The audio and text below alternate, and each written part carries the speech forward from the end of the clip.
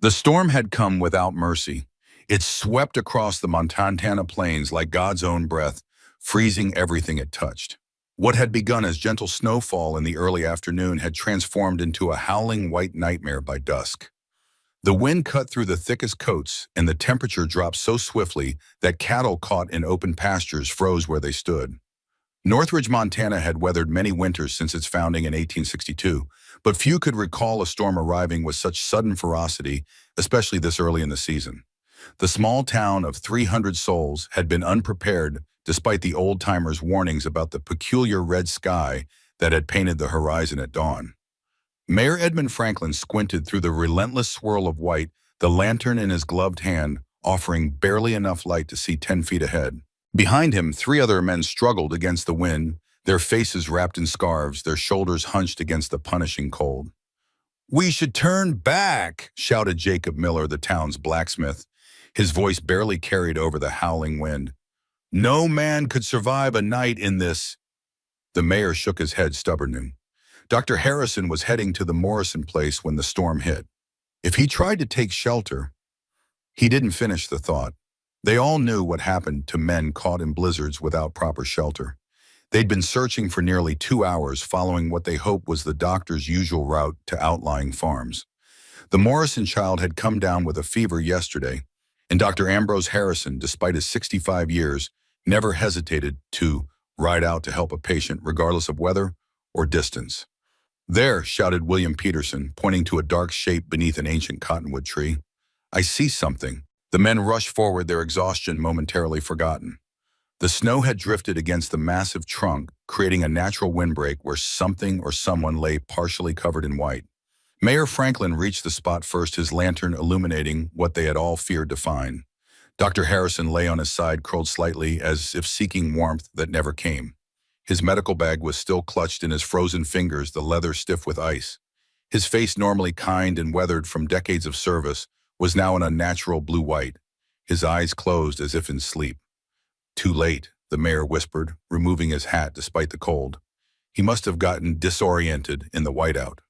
The men stood silent for a long moment, snow collecting on their shoulders, as they paid silent respect to the man who had delivered most of their children, set their broken bones, and guided them through every illness that had swept through Northridge over the past 30 years. "God rest his soul," said Peterson finally. "What will we do now? He was our only doctor." The mayor looked up at the endless swirl of white above them. "First we get him back to town. Then we pray this winter isn't as hard as its beginning." What none of them said aloud was the truth. They all knew the nearest doctor was in Cedar Falls, 2 days' ride in good weather. With winter closing in, Northridge was now dangerously vulnerable. A bad fever, a difficult childbirth, a serious injury, any of these could prove fatal without medical care. As they carefully wrapped the doctor's body in a blanket they'd brought, the storm continued its assault, uncaring of the small human tragedy playing out beneath the ancient cottonwood. By morning, the doctor's tracks would be completely erased, as if he had never existed at all. The news spread through Northridge before dawn. By the time the storm broke the following day, revealing a world transformed into crystalline white, the entire town knew they had lost more than just a beloved doctor. They had lost their safety net, their protection against the harsh realities of frontier life. What they didn't yet realize was that Dr. Harrison had taken many secrets to his frozen grave, secrets that would have changed everything for at least 2 people in their community. 3 days after the blizzard, the sun emerged to reveal a world encased in ice. Tree branches hung heavy and glittering, and the streets of Northridge had been transformed into rutted pathways of packed snow. Men worked to clear walkways, their breath forming clouds in the frigid air, while children delighted in the transformed landscape, sliding across frozen puddles and building snow forts. But the joy of children couldn't mask the somber mood that had settled over the town following Dr. Harrison's funeral. The small cemetery on the hill now held yet another victim of Montana's unforgiving elements, and the reality of their situation weighed heavily on everyone's mind. It was against this backdrop that Griffin Thorne made one of his rare appearances in town. He came from the northwest, leading his wagon with careful precision down the slippery main street. People stopped to watch. They always did when Griffin appeared. Standing 8 feet tall, he towered over everyone in the territory, his massive frame a sight that still caused newcomers to stop and stare. Today he drove slowly, mindful of three small passengers huddled under blankets in the back of his wagon. The Donovan children, ages 6, 8, and 10, had been caught in the storm's aftermath while searching for a lost calf. Griffin had found them 2 miles from town, their small bodies dangerously cold, their directions hopelessly confused in the featureless white landscape. Mr. Thorne found them by the creek. Mrs. Donovan was already telling neighbors as she rushed to meet the wagon. They were nearly frozen through. Griffin brought the wagon to a gentle stop in front of the general store. His enormous hands, which could easily bend horseshoes straight, handled the reins with surprising delicacy. He wore no gloves despite the cold, and his dark hair hung loose around a face that might have been handsome if it weren't so habitually solemn. "Sarah, Michael, Emma," Mrs. Donovan cried, reaching for her children. The smallest girl, Emma, looked up at Griffin with clear adoration. "Mr. Thorne made us hot tea from his special leaves," she announced importantly, "and he let us pet his horses." Griffin nodded slightly at Mrs. Donovan but said nothing. He rarely spoke in town unless it was absolutely necessary. Experience had taught him that his deep voice coupled with his intimidating size made people uncomfortable. "Thank you," Mrs. Donovan said, looking way up at Griffin. "If you hadn't found them," Griffin shifted uncomfortably. "Anyone would have done the same," he said quietly, his voice a deep rumble that belied his gentle nature. Stanley Walsh, the blacksmith, approached the wagon. "That was good of you, Thorne," he said with the easy familiarity of a man who had known Griffin for years. "Those little ones wouldn't have lasted another night out there." Griffin merely nodded again, eager to complete his business and return to his ranch. Whispering Pines lay 3 miles outside town, isolated enough that he could go weeks without seeing another human being exactly how he preferred it. "Supplies ready?" he asked Walsh, who nodded. "Martha's got everything packaged up at the house. She added extra coffee and sugar, thought you might need it after the storm." As Walsh helped unload Griffin's trading goods, exquisitely carved wooden items that sold well even in bigger towns like Cedar Falls, the blacksmith's wife appeared with several wrapped parcels. "Here's everything you requested, Griffin," Martha Walsh said kindly. Unlike many in town, she had never shown fear or discomfort around the giant man. "I added some of my apple preserves. Know how you like them." For a moment, the perpetual solemnity of Griffin's expression softened. "Thank you, Mrs. Walsh. I appreciate your thoughtfulness." Those who didn't know Griffin well might have missed the small wooden horse he pulled from his coat pocket, a beautifully detailed carving no bigger than a child's hand. He presented it to Emma Donovan with formal gravity. "For your bravery," he said simply. The little girl's eyes widened as she accepted the gift. "It looks just like your big horse," she exclaimed. "Thank you, Mr. Thorne." Griffin's massive hand gently patted the child's head, a gesture so careful it was as if he feared she might break under his touch. Then, without further conversation, he loaded his supplies, nodded his goodbyes, and turned the wagon toward home. As he left town, few noticed his hand slip inside his pocket, where his fingers found another small wooden horse. Older, more worn, its details softened by years of handling. This one he never traded or gave away. It was the last gift his mother had given him before her death 5 years earlier, and he carried it always as both talisman and reminder. "I'll find someone who sees me, Mother," he whispered to himself, an oft-repeated promise. "Someone who doesn't fear what I am." But as the town receded behind him and the isolated landscape opened up ahead, Griffin knew the likelihood of fulfilling that promise grew slimmer with each passing year. At 32, he had long ago accepted that his unusual size made most people uncomfortable, at best frightened at worst. The solitude of Whispering Pines had become both his sanctuary and his prison. What Griffin couldn't know as he guided his team of massive draft horses homeward was that fate had already set in motion events that would test that promise in ways he could never have imagined.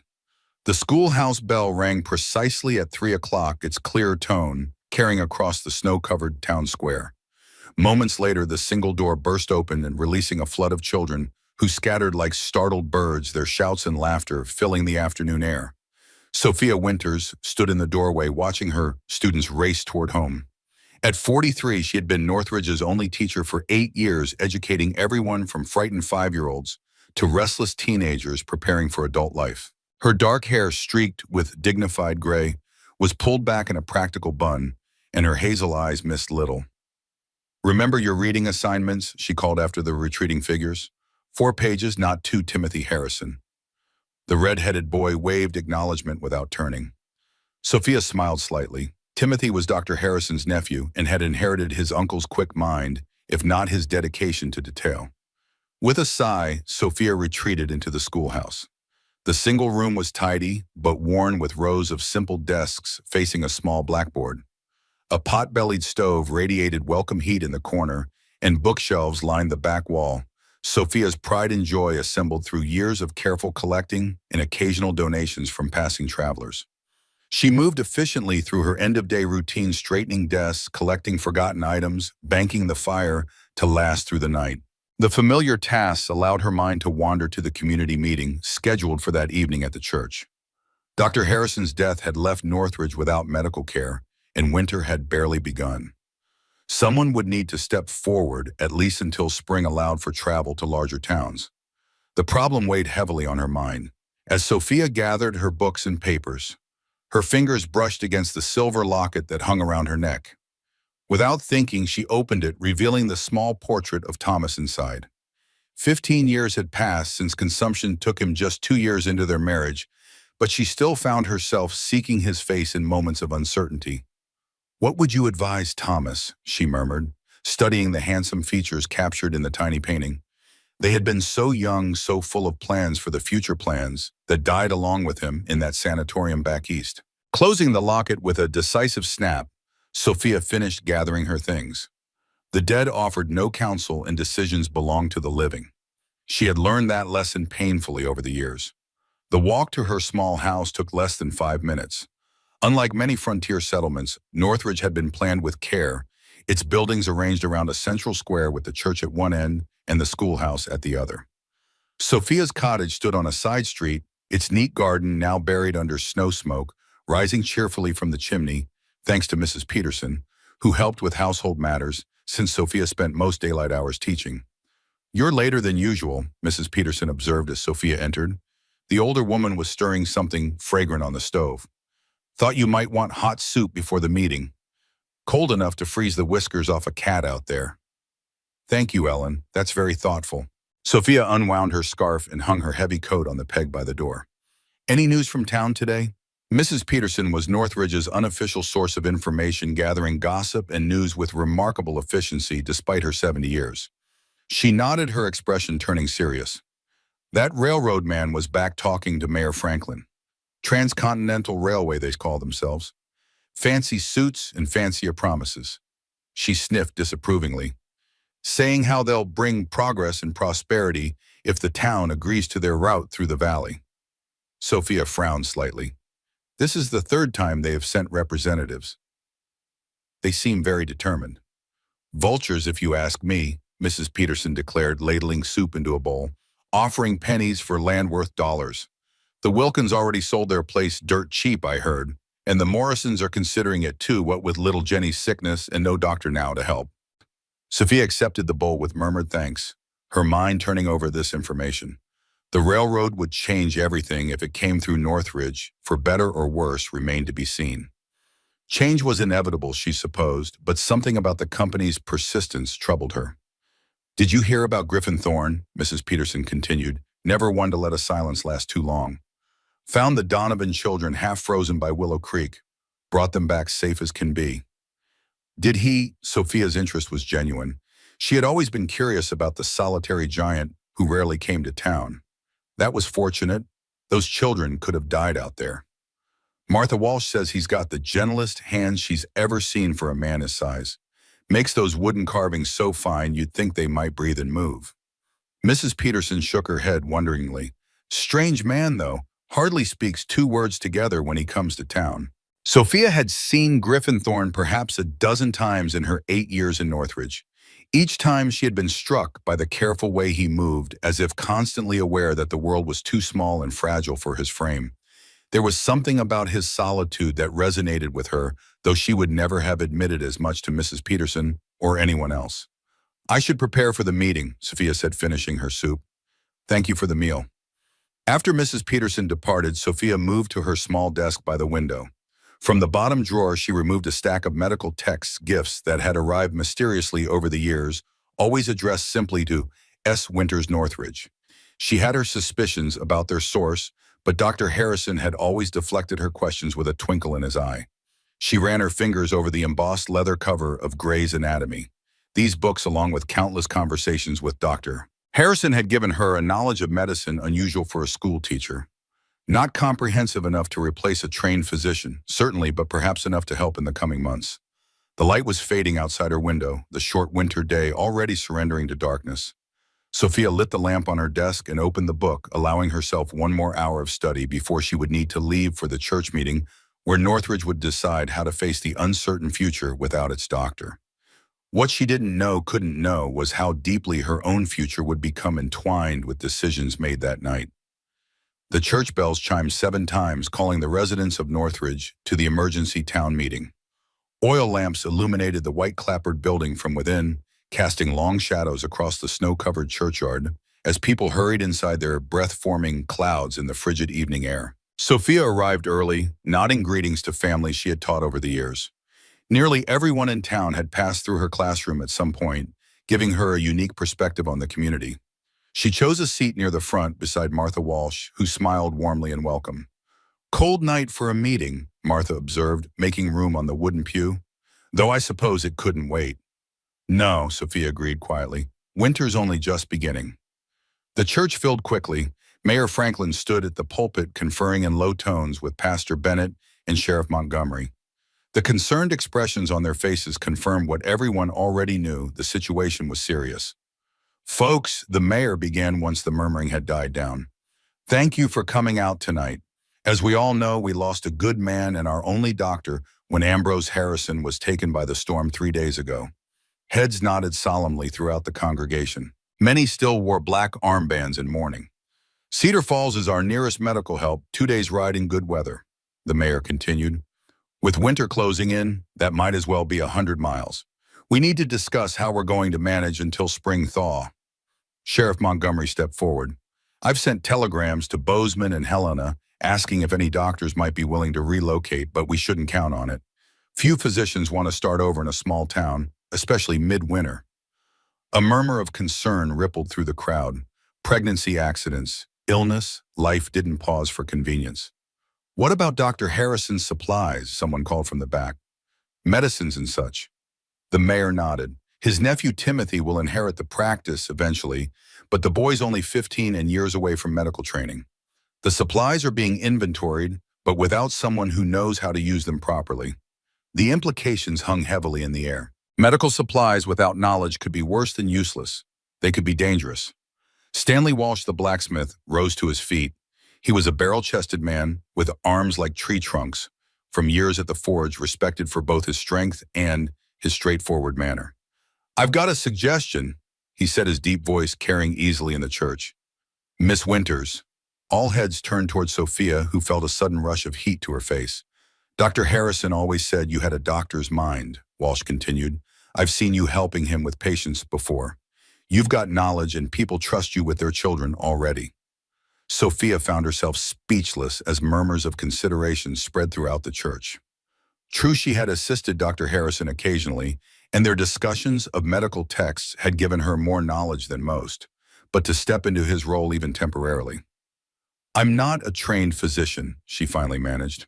"I've read some books, yes, and Dr. Harrison was kind enough to share his knowledge, but that hardly qualifies me to—" "No one's suggesting you perform surgeries," the mayor interjected. "But you know more than most about fevers and common ailments. You could assess what needs immediate attention and what can wait." Pastor Bennett nodded encouragingly. "It would be temporary, Miss Winters, just until we can secure a proper physician." Sophia looked around at the expectant faces. These were people she had taught, families she had known for years.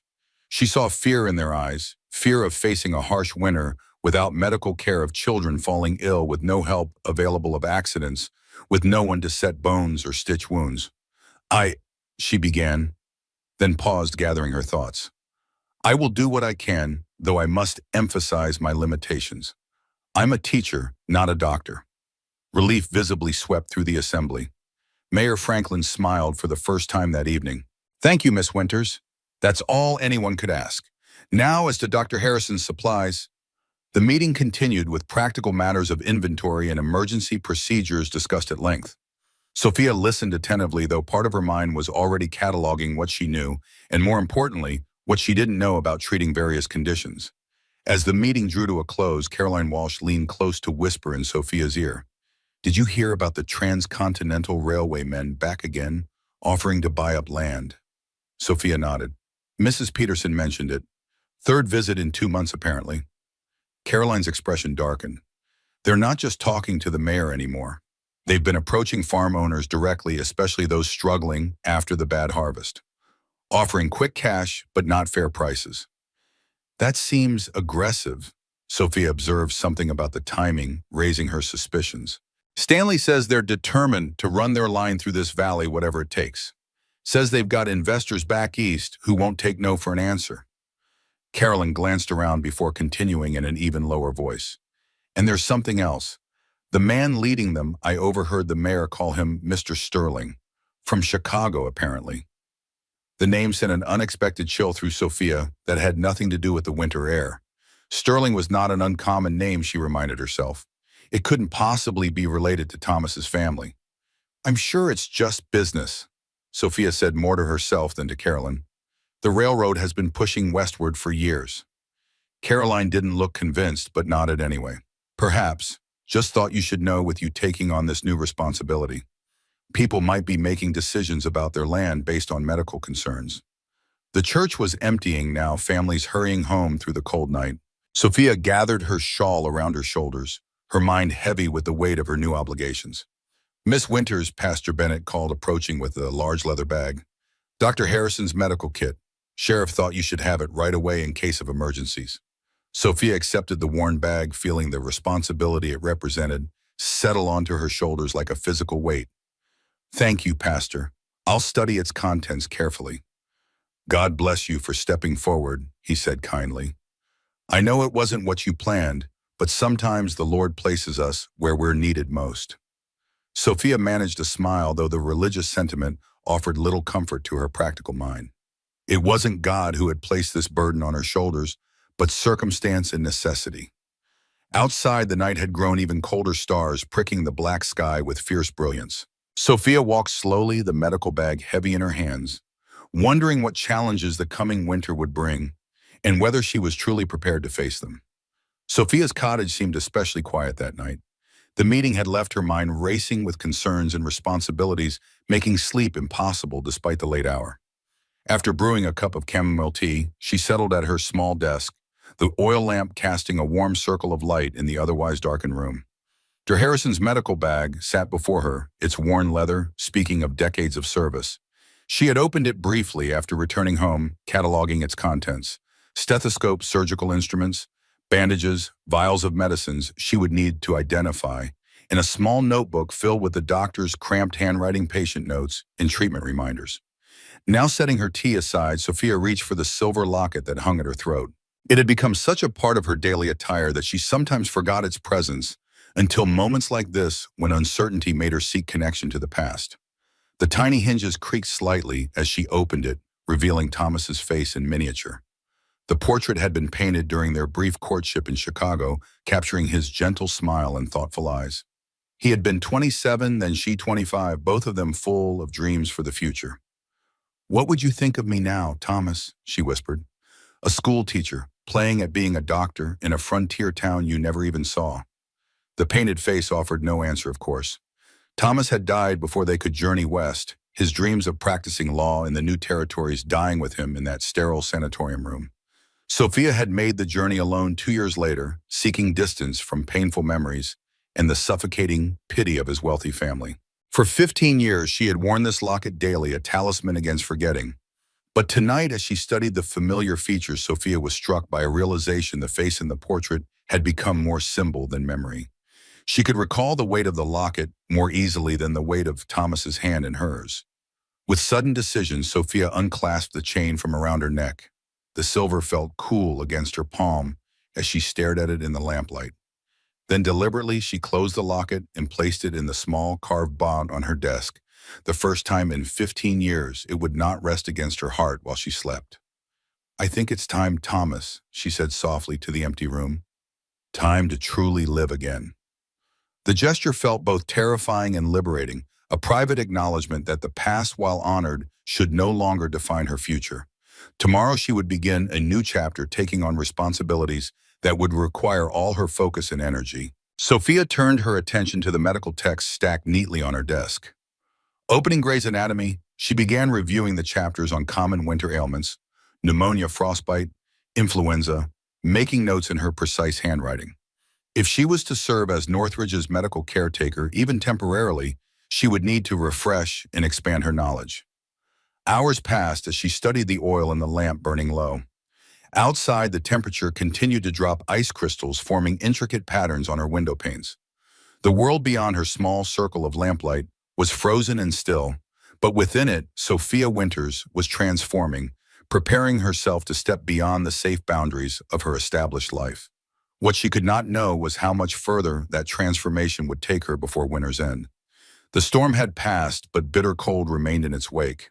Griffin worked methodically in the corral behind his barn, his breath forming clouds that were quickly whipped away by the sharp wind. For him, a wild mare paced nervously, her coat the color of wet slate, her dark eyes rolling with suspicion at every movement. She was young and strong, captured from one of the wild herds that still roamed the Montana highlands. Most would have called her untrainable, too wild, too set in her ways, but Griffin saw something in her fierce independence that spoke to him. He had named her Tempest for the storm of her spirit, and for 3 weeks he had been working patiently to earn her trust. "Easy now," he murmured, his deep voice pitched low and soothing. "No one's going to hurt you here." His enormous hands held a rope loosely, giving the mare space to circle. Griffin never used force with animals. He didn't need to. Something in his quiet patience eventually won them over, as if they recognized a kindred wildness beneath his controlled exterior. Behind him, the rest of Whispering Pines spread out in winter stillness. The main house was modest, but solidly built, its log walls and stone chimney testament to Griffin's skill as a craftsman. The barn was larger, designed to accommodate his unusual height, with stalls for 6 horses and storage for winter feed. A workshop stood nearby where he created the carvings that provided his secondary income. It was a solitary life, but a peaceful one. Griffin had built it carefully over the past decade, since inheriting the land after his mother's death. Clara Thorne had been a small woman with an indomitable will, raising her unusual son alone after his father abandoned them shortly after Griffin's birth. She had taught him many things: how to carve wood, how to gentle wild horses, how to find medicinal plants in the forest, but most importantly, she had taught him his own worth in a world that saw only his strangeness. "People fear what they don't understand," she had told him countless times. "That's their burden, not yours." A sudden gust of wind carried the scent of more snow, distracting Griffin momentarily. Tempest seized the opportunity, charging forward with unexpected speed. Her shoulder slammed into his chest, knocking him backward despite his size. As Griffin stumbled, his boot caught on an icy patch, sending him crashing into the corral fence with enough force to splinter the heavy posts. Pain exploded through his left side as he hit the ground. Something was broken: ribs, certainly, possibly his arm as well. Warm wetness spread across his shirt where jagged wood had pierced his skin. Griffin tried to rise, but found the world spinning alarmingly around him. Tempest had retreated to the far side of the corral, watching warily as the giant man struggled to his knees. Blood stained the snow beneath him crimson. "Not your fault, girl," Griffin managed, his voice tight with pain. "My mistake. Wasn't paying attention." He needed to get to the house, to his medical supplies. The bleeding wasn't fatal, but in this cold with night approaching, even a man of his size could succumb to exposure. Gritting his teeth, Griffin pulled himself upright, using the broken fence for support. Each breath sent daggers of pain through his chest, confirming his suspicion about broken ribs. He had made it halfway to the house when he heard the approaching hoofbeats. Someone was riding hard toward his ranch, unusual at any time, unheard of in this weather and at this hour. Griffin paused, one hand pressed against his bleeding side, the other braced against a fence post for support. The rider emerged from the tree line, a small figure bundled against the cold, urging a chestnut mare to greater speed. As they drew closer, Griffin recognized Caroline Walsh, the blacksmith's wife. "Mr. Thorne," she called, pulling her horse to a stop and dismounting with surprising agility for a woman in her 50s. "Dear God, you're hurt," Griffin nodded, finding speech difficult through the pain. "Accident. With the mare, he managed. Caroline assessed the situation quickly, her practical nature taking over. I was on my way to fetch Miss Winters. She's taken over medical duties since Dr. Harrison passed. Saw the accident from the road. She moved to support him, though her shoulder barely reached his mid-chest. Can you make it to the house? Miss Winters, Griffin repeated, confusion momentarily overriding pain. The school teacher was now providing medical care. There's no time to explain. You're bleeding badly, and this cold will kill you if we don't get you inside. Carolyn's tone brooked no argument. I'll ride for her immediately. Try to get to your bed if you can. The journey to the house seemed endless, each step sending fresh waves of agony through Griffin's body. By the time he reached his door, his vision was tunneling alarmingly. He managed to stoke the fire and collapse onto a chair before darkness claimed him.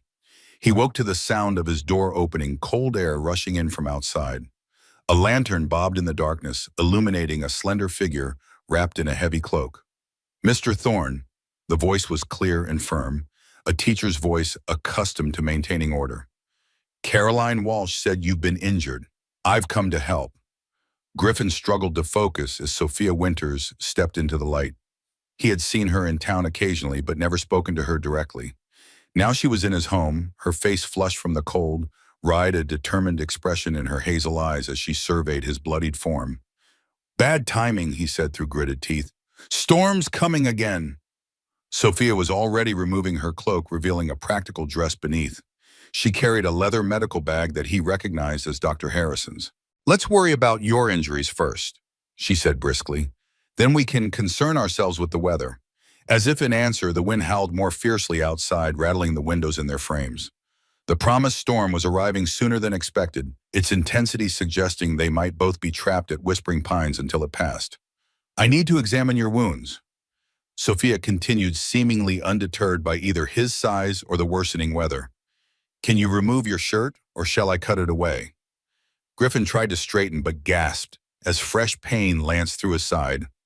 May need to cut it, he admitted. She nodded, retrieving scissors from the medical bag. To Griffin's surprise, she showed no hesitation in approaching him, no sign of the discomfort most people exhibited in his presence. Her hands were steady as she carefully cut away the bloodied fabric, revealing the full extent of his injuries. 3 broken ribs, I suspect, she said after a careful examination. And this gash will need stitching. You're fortunate, an inch to the left, and it would have punctured your lung. Griffin watched her face as she worked, fascinated by her clinical detachment. Most women would have been flustered by the intimate nature of tending to a half-naked man, especially one of his unusual proportions. Yet Sophia Winters displayed only professional concern, her touch gentle but confident as she cleaned his wounds. You've done this before, he observed. She glanced up briefly, meeting his eyes. I assisted Dr. Harrison occasionally. He was kind enough to share his knowledge. A small self-deprecating smile touched her lips. Though I'm certainly not qualified for this. Doing fine so far, Griffin assured her, then winced as she began sterilizing the wound with alcohol. This will need stitches, she warned. I have laudanum in the bag if you'd prefer to be sedated. Griffin shook his head. No need, I can tolerate pain. Sophia raised an eyebrow but didn't argue. As she prepared the needle and catgut, Griffin found himself studying her more closely. There was a quiet strength in her movements, a self-possession that reminded him of his mother. Both women small in stature but large in spirit. Outside, the storm intensified, snow pelting against the windows like tiny fists demanding entry. The wind found every crack and crevice in the cabin, making the flames in the fireplace dance and flicker. Looks like you may be stuck here tonight, Griffin said as Sophia positioned herself to begin stitching. Sorry for the inconvenience. She threaded the curved needle with practiced efficiency. Not your fault. Now try to hold still. This will hurt. The needle pierced his skin, and Griffin focused on his breathing, determined not to flinch under her careful ministrations. As she worked, the only sounds were the crackling of the fire and the howling of the wind, and within those sounds, the beginning of something neither of them could yet recognize. A connection being forged through pain and necessity, a twist of fate that would change both their lives forever. The storm grew more violent as the evening deepened, wind shrieking around the cabin's eaves like a living thing seeking entry. Sophia worked methodically, her world narrowed to the task of repairing Griffin's injuries. The firelight cast dancing shadows across his torso, highlighting the massive expanse of muscle and the damage done by the corral fence. "Almost finished," she said, knotting another stitch. The wound was deep but clean, and her work was neat and precise. "You'll need to keep this dry and clean to prevent infection." Griffin had remained remarkably still throughout the procedure, his breathing controlled despite what must have been considerable pain. Sophia had treated many patients as Dr. Harrison's assistant, but never one so stoic or so physically imposing. Even-seated Griffin Thorne was enormous, his shoulders broader than most door frames, his hands large enough to encircle her waist with room to spare. Yet there was nothing threatening in his presence. If anything, he seemed conscious of taking up too much space, of being too noticeable in a world built for smaller beings. "Thank you," he said quietly as she snipped the final thread. "Not many would venture out in this weather, especially to help someone like me." Something in his tone, a resignation, an acceptance of being considered somehow less worthy of aid, made Sophia pause in her work. "Someone like you," she repeated, meeting his dark eyes directly. "You mean someone injured and in need of medical attention?" A flicker of surprise crossed his solemn features, followed by something that might have been appreciation.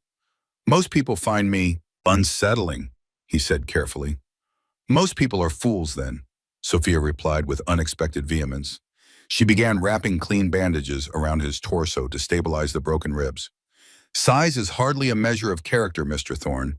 I've taught children for 15 years. Some of the smallest have the meanest spirits, and some of the largest have the gentlest hearts." As she secured the bandage, her eyes were drawn to a shelf of books against the far wall. Not the cheap dime novels one might expect in a bachelor's cabin, but serious volumes. Medical texts, botanical references, and several titles she recognized from Dr. Harrison's own collection. "You're interested in medicine?" she asked, nodding toward the books. Griffin followed her gaze, a flicker of something like embarrassment crossing his features. "Just trying to understand things. Living alone, it helps to know how to care for injuries and illnesses." Sophia moved to the shelf, her curiosity piqued. The collection was extensive and well used, the spines cracked from repeated reading. One volume in particular caught her eye, a rare text on herbal remedies that Dr. Harrison had once mentioned seeking for years. "This is quite a library," she observed. "Some of these books are difficult to obtain, even in larger cities." Griffin shifted uncomfortably, then winced as the movement pulled at his fresh stitches. "I've collected them over time. Ordered some from back east, others were gifts." Sophia turned to face him, her clinical assessment giving way to genuine interest. "Did you always want to be a rancher, Mr. Thorne?" The question seemed to catch him off guard. He was silent for so long that Sophia thought he might not answer. When he finally spoke, his deep voice was softer than before. "I wanted to be a doctor, since I was a boy." He looked down at his massive hands as if seeing them through others' eyes. "I applied to medical school in Chicago when I was 18. They rejected me without an interview." "Because of your size?" Sophia asked, though she already knew the answer. Griffin nodded. "The letter said they didn't believe I could perform delicate procedures with hands better suited to manual labor. They suggested I pursue more appropriate occupations." Indignation flared in Sophia's chest. "That's absurd. I've seen your wood carvings in the general store. They're incredibly detailed, far more delicate than most surgical work." A ghost of a smile touched Griffin's lips. "My mother said much the same thing. She encouraged me to study anyway, to learn what I could from books, if not from professors." "Your mother sounds like a wise woman." She was. The simple past tense contained volumes of loss. Outside, the storm reached new heights of fury, a particularly strong gust rattling the entire cabin. The fire flickered dangerously in the draft. "You should sit by the fire," Griffin said, attempting to rise. "I can sleep in the—" "You will do no such thing," Sophia interrupted firmly. "You have 3 broken ribs and a significant wound. You need to remain still and warm." "But you—" "I am perfectly capable of making myself comfortable in that chair," she said, pointing to the well-worn armchair near the hearth. "Now, have you eaten anything today?" Griffin seemed taken aback by her authoritative tone, the same one she used with the recalcitrant students, but he settled back into his seat. "Not since morning," he admitted. "Then I'll make us both something. Where do you keep your provisions?" As Sophia busied herself in the small kitchen area, she became aware of how the cabin had been modified to accommodate its owner's unusual height. Counters were higher than standard door frames, had been extended upward, and the furniture was all custom-built for a man of Griffin's proportions.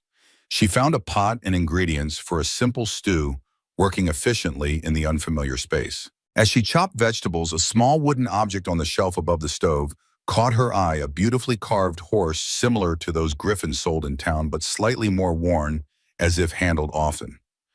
"That was my mother's," Griffin said, noticing her interest. "The last thing I carved for her before she died." Sophia nodded, recognizing the personal value of such mementos. "It's beautiful work.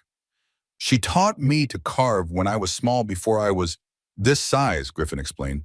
"Said it would teach me patience and control, that creating beautiful things was a way of adding good to the world." As the stew began to simmer, filling the cabin with savory aromas, Sophia found herself drawn to a different shelf, this one filled with glass jars of various herbs and dried plants, each meticulously labeled in a precise hand. "You're a herbalist as well?" she asked, examining the collection. Griffin nodded. "My mother knew a great deal about plants and their properties. She passed that knowledge to me. Some work better than conventional medicines for certain conditions."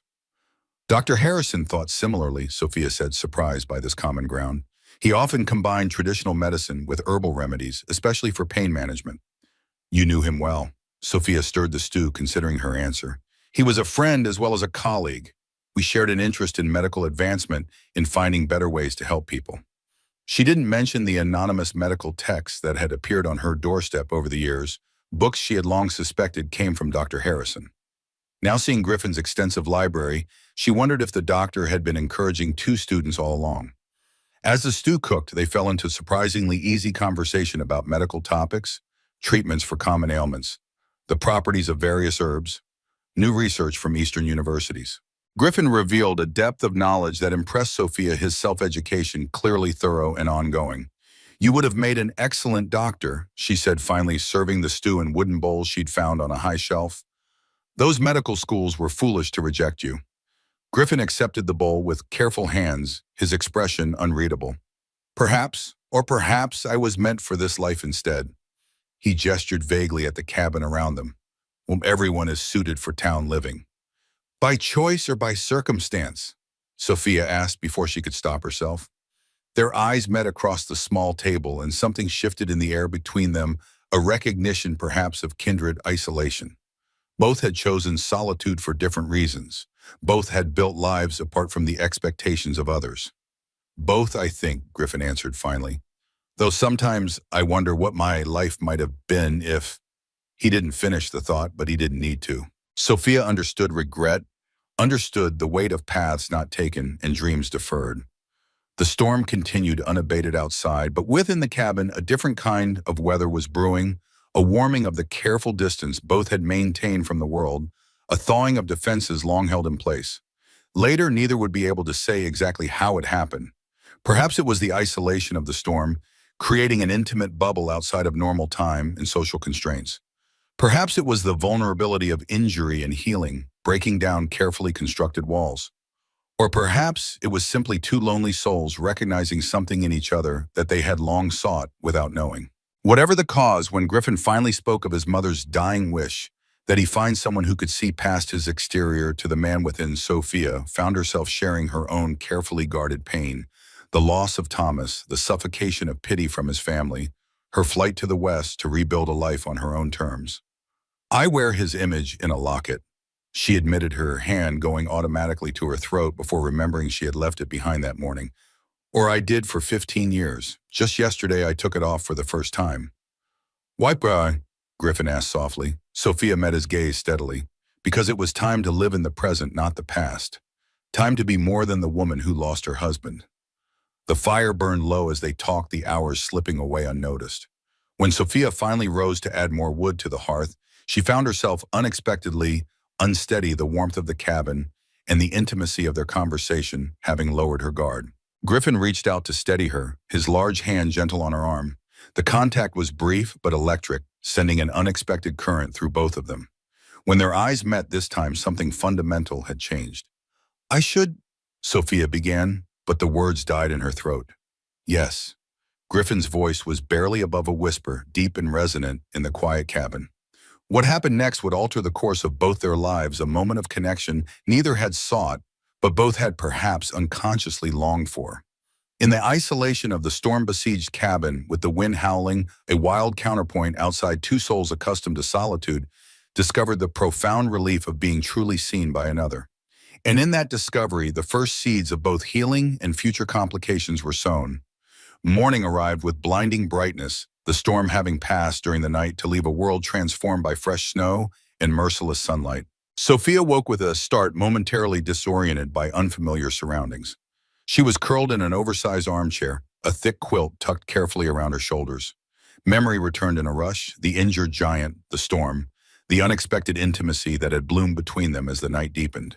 Heat rose to her cheeks as she recalled how comfortable she had felt in Griffin's presence, how naturally conversation had flowed between them, and how that conversation had eventually given way to something more.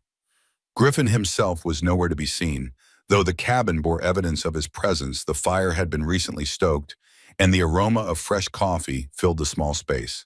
Sophia rose, smoothing her rumpled dress as best she could, and moved to the window.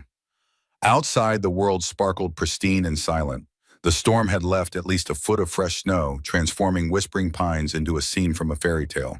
In the distance, she could see Griffin moving slowly toward the barn, his massive form unmistakable against the white landscape. He moved carefully, one arm pressed protectively against his bandaged side. Sophia watched him for a moment, her emotions in turmoil. What had happened between them had been unexpected, unplanned, a connection neither had sought, but both had welcomed in the isolation of the storm. Now, in the harsh light of morning, she wasn't sure what it meant or how to proceed. She was still standing at the window when Griffin returned, stomping snow from his boots before entering. Their eyes met across the room, and for a moment neither spoke.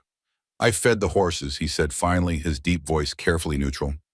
"Road to town should be passable by midday." "Thank you," Sophia replied, equally formal. "How are your injuries this morning?" "Sore, but no signs of infection." He gestured toward the stove. "There's coffee if you'd like some." They moved through the next hour with polite distance, both acutely aware of the intimacy they had shared, but uncertain how to acknowledge it. Sophia checked his bandages with professional detachment, pleased to see the stitches holding well and no signs of fever. "You should avoid heavy lifting for at least 2 weeks," she instructed, securing fresh bandages around his torso. "And change these dressings daily." Griffin nodded, his face unreadable. "I understand. Thank you for your care." By mid-morning, as predicted, the sun had melted enough snow that the road to town appeared navigable. Griffin insisted on saddling Sophia's horse himself despite her protests about his injuries. "I've worked through worse," he said simply. As she prepared to depart, an awkward silence fell between them.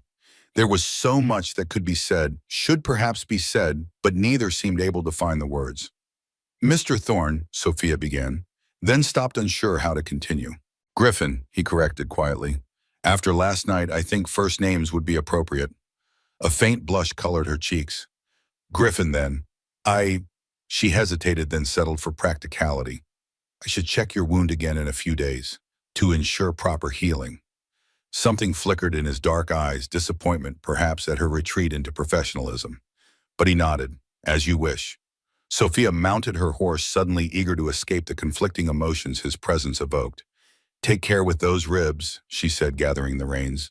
"I'll return on Thursday to check your progress." With that, she turned her mount toward town, refusing to look back, though she could feel his eyes following her until the trees obscured his view. The ride to Northridge gave Sophia time to gather her thoughts, to try to make sense of what had happened. At 43, she had believed herself long past the age of impulsive passion, yet something about Griffin Thorne had awakened feelings she had thought buried with Thomas 15 years ago. But what could come of it? A school teacher with a reputation to maintain could hardly pursue a relationship with the town's most notorious recluse, a man whose very appearance invited gossip and speculation. And Griffin himself seemed content with his solitary existence, his isolation self-imposed as much as socially enforced. No, Sophia decided as the first buildings of Northridge came into view. Last night had been an anomaly, a momentary connection between two lonely souls, heightened by the storm's isolation and the intimacy of medical care. Better to remember it as such than to nurture false hopes of something more. She would maintain her professional demeanor when she returned to check his wounds. She would keep appropriate distance. She would not allow herself to be drawn again into the strange comfort of his presence. These resolutions firmly in mind, Sophia rode into town unaware that forces beyond her control were already in motion. Forces that would make her careful plans irrelevant in ways she could never have anticipated. The next 2 weeks passed in a blur of activity as Sophia juggled her teaching duties with her new role as the town's medical caretaker. Winter illnesses had begun their annual assault, bringing a steady stream of patients to her doorstep. After school hours, children with fevers, an elderly man with rheumatism worsened by the cold, a young mother struggling to breathe properly. She treated them as best she could with her limited knowledge, and Dr. Harrison's supplies consulting her medical texts late into the night and praying her decisions were correct. So far, she had been fortunate. No cases requiring surgical intervention had arisen, and most responded well to basic treatments. True to her word, Sophia had returned to Whispering Pines to check Griffin's healing progress, maintaining a determinedly professional demeanor despite the undercurrent of tension between them. The visit had been brief, clinical, with none of the easy conversation or emotional connection of that first night. If Griffin was disappointed by her emotional distance, he gave no sign, accepting her ministrations with quiet dignity and thanking her formally when she departed. Only once, as she was preparing to leave, did he ask a question that hinted at deeper feelings. "Do you regret it?" He had asked, his voice so low she almost didn't hear him. "What happened during the storm?" Sophia had paused, one hand on the door latch. "No," she answered truthfully. "I don't regret it, but I also don't see how it can lead anywhere given our circumstances." He had nodded, accepting her assessment with the same stoic resignation he seemed to apply to all of life's disappointments. "I understand." Now, nearly 3 weeks after that stormy night, Sophia found herself increasingly distracted by symptoms she had initially attributed to stress and overwork, persistent fatigue, occasional dizziness, and most alarmingly, waves of nausea that struck primarily in the mornings. She was at her desk after school recording the day's lessons in her journal when a particularly strong wave of nausea forced her to set down her pen. She breathed deeply, waiting for the sensation to pass, unaware that Caroline Walsh had entered the schoolhouse until the older woman spoke. "You look pale as a ghost, Sophia," Caroline said, concern evident in her voice. "Are you feeling unwell?" Sophia straightened, composing herself with effort. "Just tired, I think. Between teaching and medical duties, I haven't been getting much rest." Carolyn set a basket of fresh bread on the desk, studying Sophia with narrowed eyes. "That's more than fatigue I'm seeing." She hesitated, then asked bluntly, "When was your last monthly course?" The question struck Sophia like a physical blow. She stared at Caroline, her mind racing backward through recent weeks, counting days that suddenly seemed alarmingly distant. "That's a rather personal question," she managed finally, "and one that needs asking from the look of you." Caroline's tone was kind but firm. "You've been caring for everyone else in town. Perhaps it's time someone looked after you." Sophia's hands trembled slightly as she shuffled papers on her desk, buying time as she confronted a possibility that seemed simultaneously impossible and terrifyingly plausible. At 43, she had assumed certain doors were closed to her, certain experiences forever beyond reach. "I'm in my 40s, Caroline," she said, voicing the thought aloud. "Women my age don't generally—" She couldn't quite bring herself to finish the sentence. "Don't generally what? Get with child." Caroline's practical nature had never allowed for delicacy.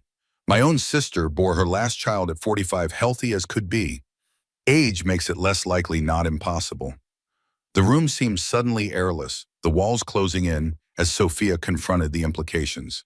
If Caroline's suspicion proved correct, her carefully ordered life would be upended in ways she could scarcely imagine. Her position in the community, her independence, her future, it all would be irrevocably altered. And Griffin, what of him? A man who valued his privacy and solitude above all else, who had carved out a life carefully separated from society's judgments. How would he react to news that their single night of connection had such permanent consequences? "I can't be," Sophia whispered, though the symptoms suddenly aligned with devastating clarity. "I simply can't be." Caroline's expression softened with sympathy. "There are ways to be certain. My cousin in Cedar Falls is a midwife with experience in these matters. I could take you to her quietly." Sophia nodded mutely, her world tilting on its axis. She had faced many challenges in her 43 years: the loss of her husband, the journey west alone, building a new life in an unfamiliar place. But nothing had prepared her for this moment. What will I do? The question escaped unbidden vulnerability she rarely allowed herself to display. Carolyn squeezed her hand gently. First we confirm, then you decide one step at a time. She paused, then asked carefully, does the father need to be informed? The father. Such a simple term for a relationship of profound complexity. Sophia closed her eyes briefly, seeing Griffin's solemn face, his careful movements, the gentleness that belied his intimidating size. Yes, she said finally. If it's true, he has a right to know. What she didn't say, what she hardly dared acknowledge even to herself, was the fear that coiled beneath her shock. Fear not of Griffin's reaction, but of her own conflicted feelings. For in the midst of her panic and dismay, she had experienced a fleeting but undeniable emotion that complicated everything. Hope. The journey to Cedar Falls took most of a day, made longer by Sophia's need for frequent stops as waves of nausea overtook her.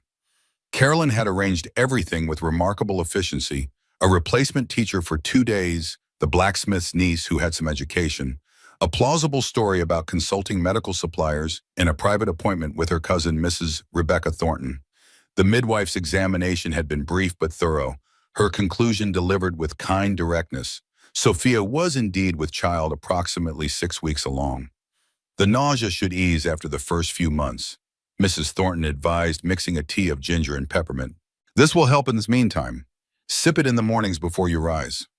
Sophia accepted the herbs mechanically, still processing the confirmation of what she had already known in her heart. A child, at her age, out of wedlock. The complications seemed endless, the future a fog of uncertainty. You're not the first unmarried woman to find herself in this situation, the midwife said gently, misreading Sophia's stunned silence as shame. There are options if you— No, Sophia interrupted, surprised by her own vehemence. Whatever confusion she felt about the circumstances, she knew with absolute certainty that she wanted this child, perhaps had wanted it in some unacknowledged corner of her heart since the night it was conceived. The child's father is a good man. We will make arrangements. Mrs. Thornton nodded, asking no further questions. She provided Sophia with information about pregnancy care, warning signs to watch for, and herbs that might ease the more unpleasant symptoms. The return journey to Northridge the following day was subdued, Caroline respecting Sophia's need for quiet contemplation. Only as they approached the outskirts of town did she break the silence. Will you tell him soon? Sophia nodded, her decision already made. Tomorrow. It's only right that he knows immediately. And if he doesn't respond well? Caroline asked delicately. The question gave Sophia pause. She had been so focused on the fact of her pregnancy that she had given little thought to Griffin's potential reaction. Would he be horrified, angry? Would he deny responsibility, or perhaps worse, offer marriage solely from obligation? Then I will manage, she said finally, straightening her shoulders. I've built a life once before from the ashes of tragedy. I can do it again if necessary. Caroline squeezed her hand. You're not alone this time, remember that. Whatever happens, you have friends who will stand by you. The words were comforting, though Sophia wondered how many of those friends would remain if the identity of her child's father became known. Small towns had long memories and rigid moral codes. A school teacher with an illegitimate child would be scandal enough. One whose child was fathered by the town's mysterious giant would be the subject of gossip for generations. That night, alone in her cottage, Sophia sat at her small desk, a blank sheet of paper before her. She had intended to write out what she would say to Griffin, to find the perfect words that would convey both the gravity of the situation and her lack of expectations. But the words wouldn't come. How did one prepare for such a conversation? What phrases could possibly encapsulate the complexity of their situation? Instead, Sophia found herself opening the small carved box where she had placed Thomas's locket weeks earlier. The silver felt cool against her palm as she held it.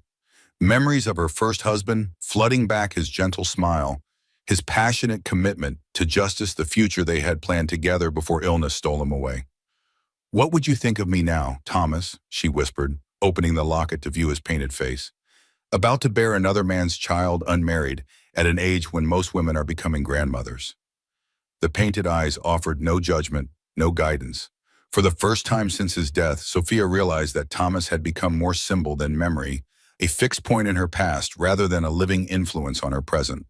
With sudden decision, she closed the locket and returned it to its box, this time closing the lid firmly. The past was past. Tomorrow she would face Griffin Thorne and whatever future their single night of connection had created.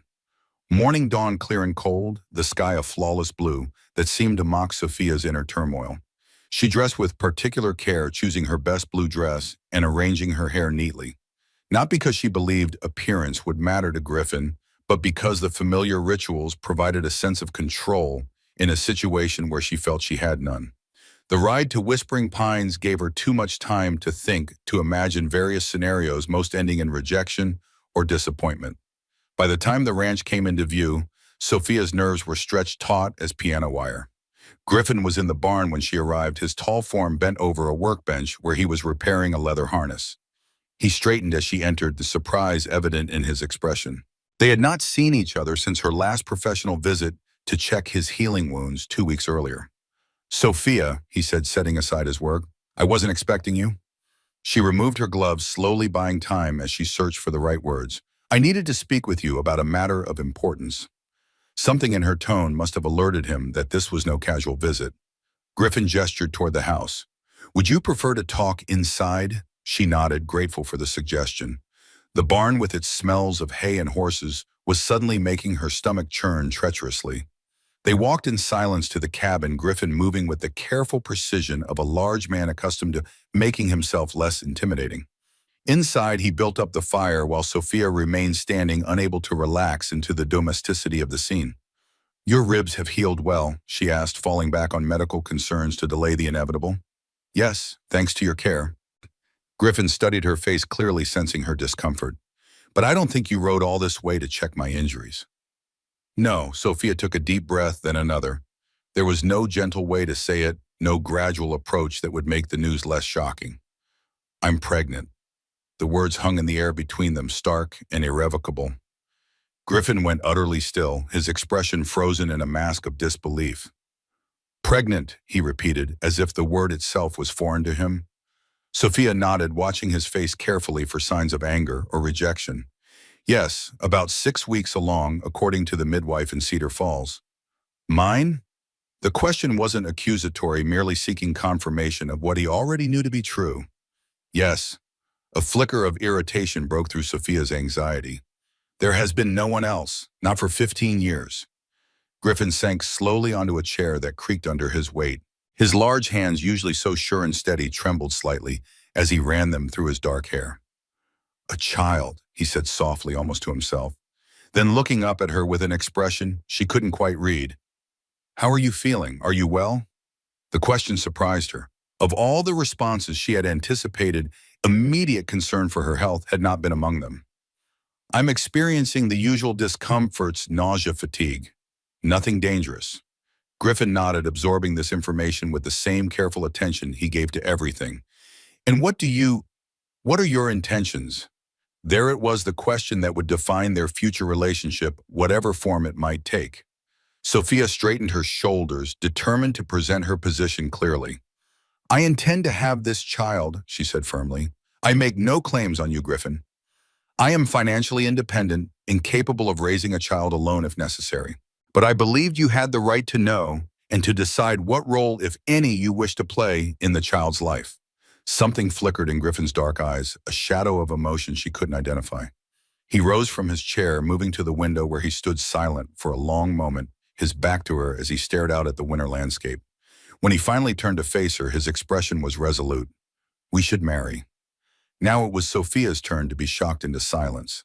Of all possible responses, this blunt proposal was perhaps the last she had expected. "Marry," she echoed. "Because of the child?" "Yes." Griffin's tone was matter of fact. "A child deserves a father and a mother, a proper home, a name."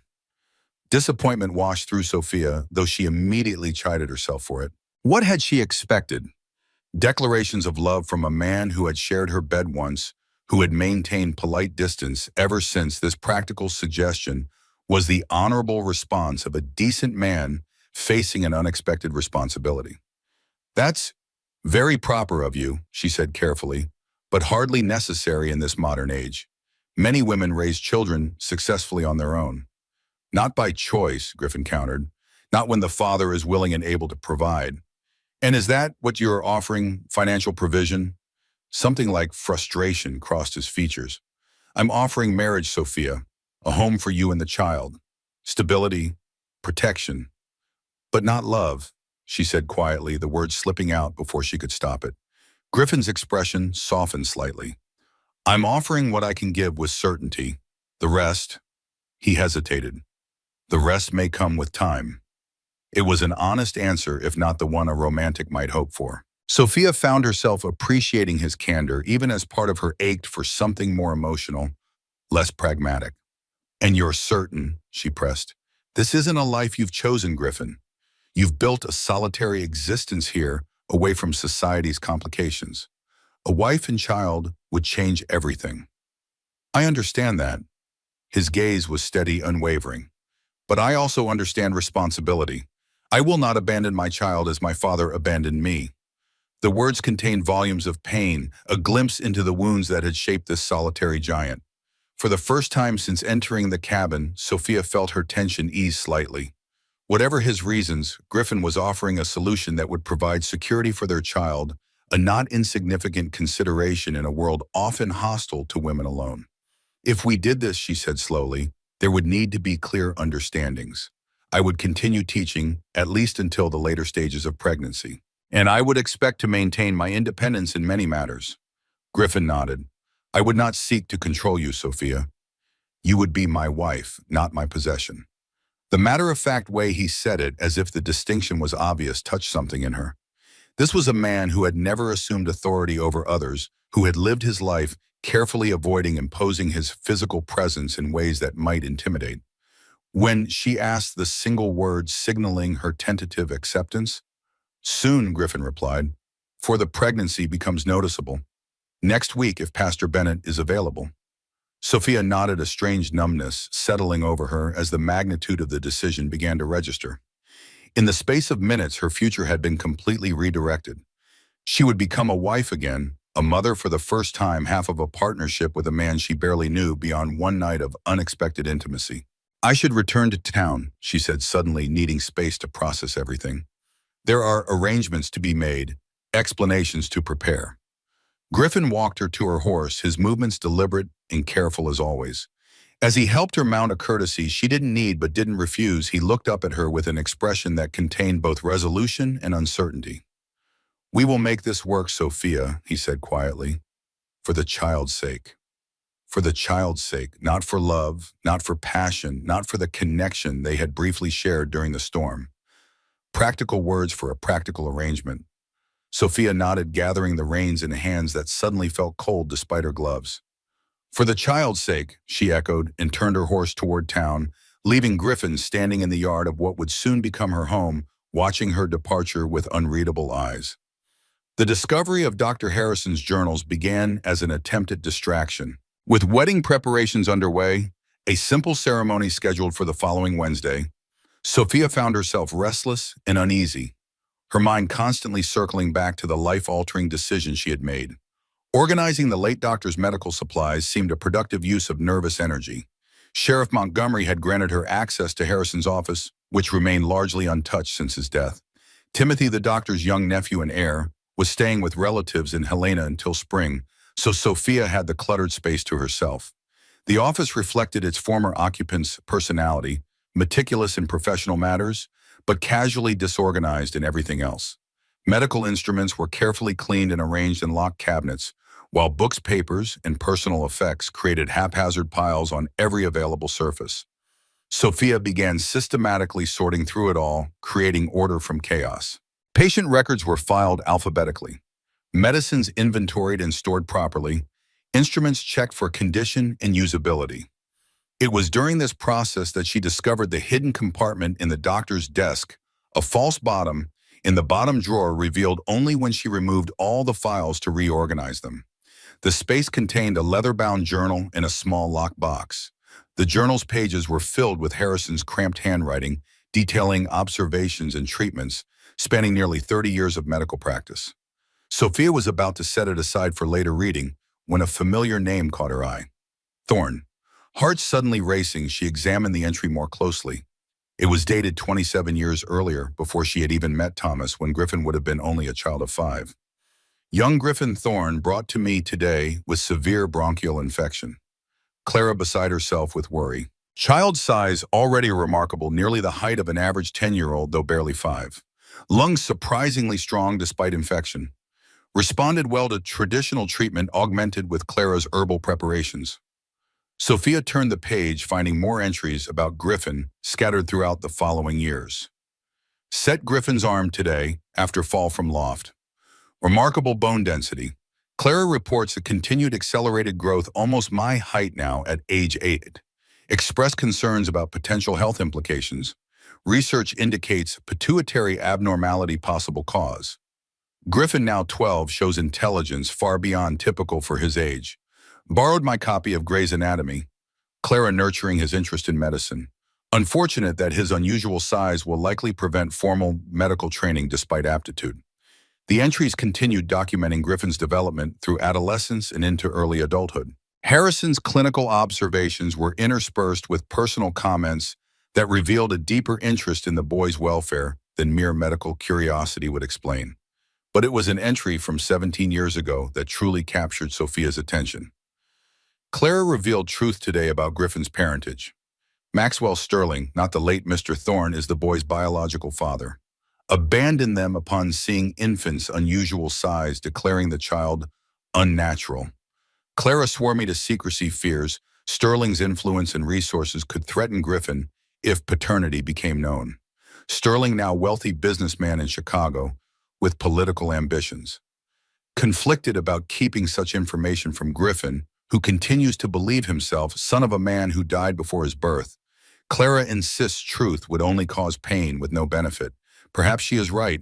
The boy has enough challenges without adding this burden. Sophia sat back, mind reeling from the implications. Griffin had been abandoned by his true father, a man who was still alive, a man named Sterling.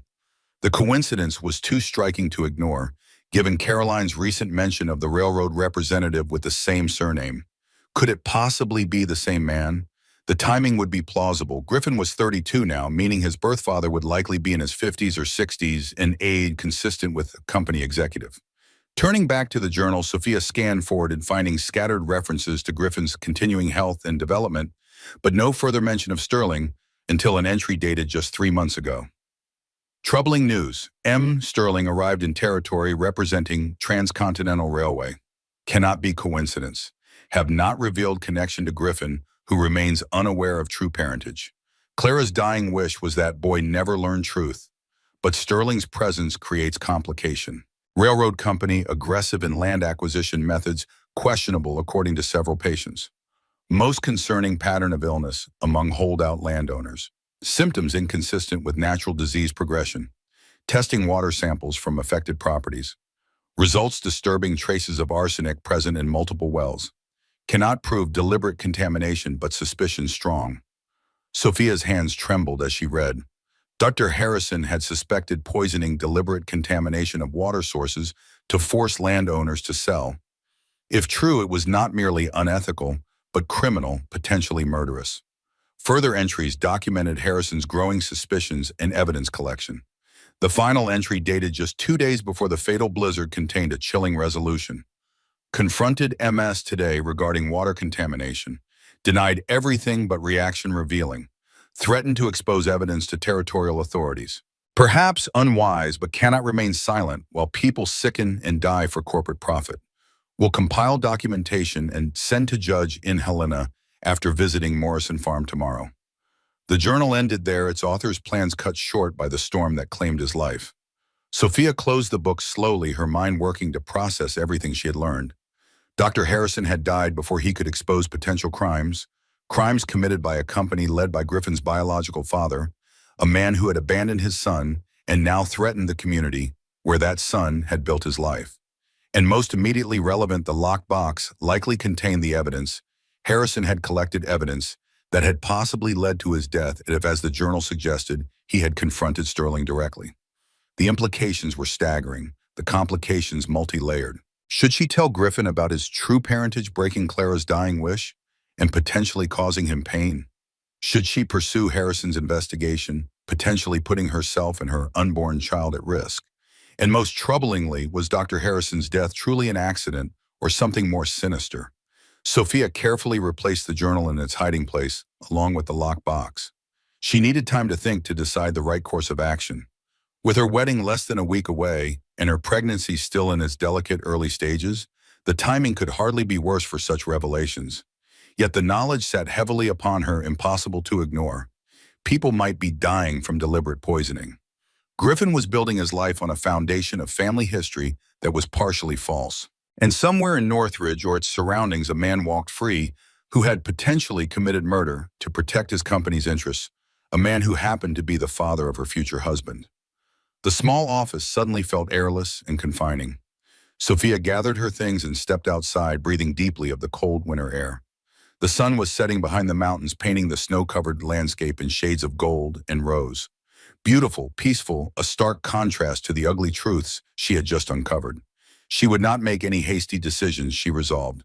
First, she would discreetly investigate whether Maxwell Sterling of the Transcontinental Railway could indeed be Griffin's biological father.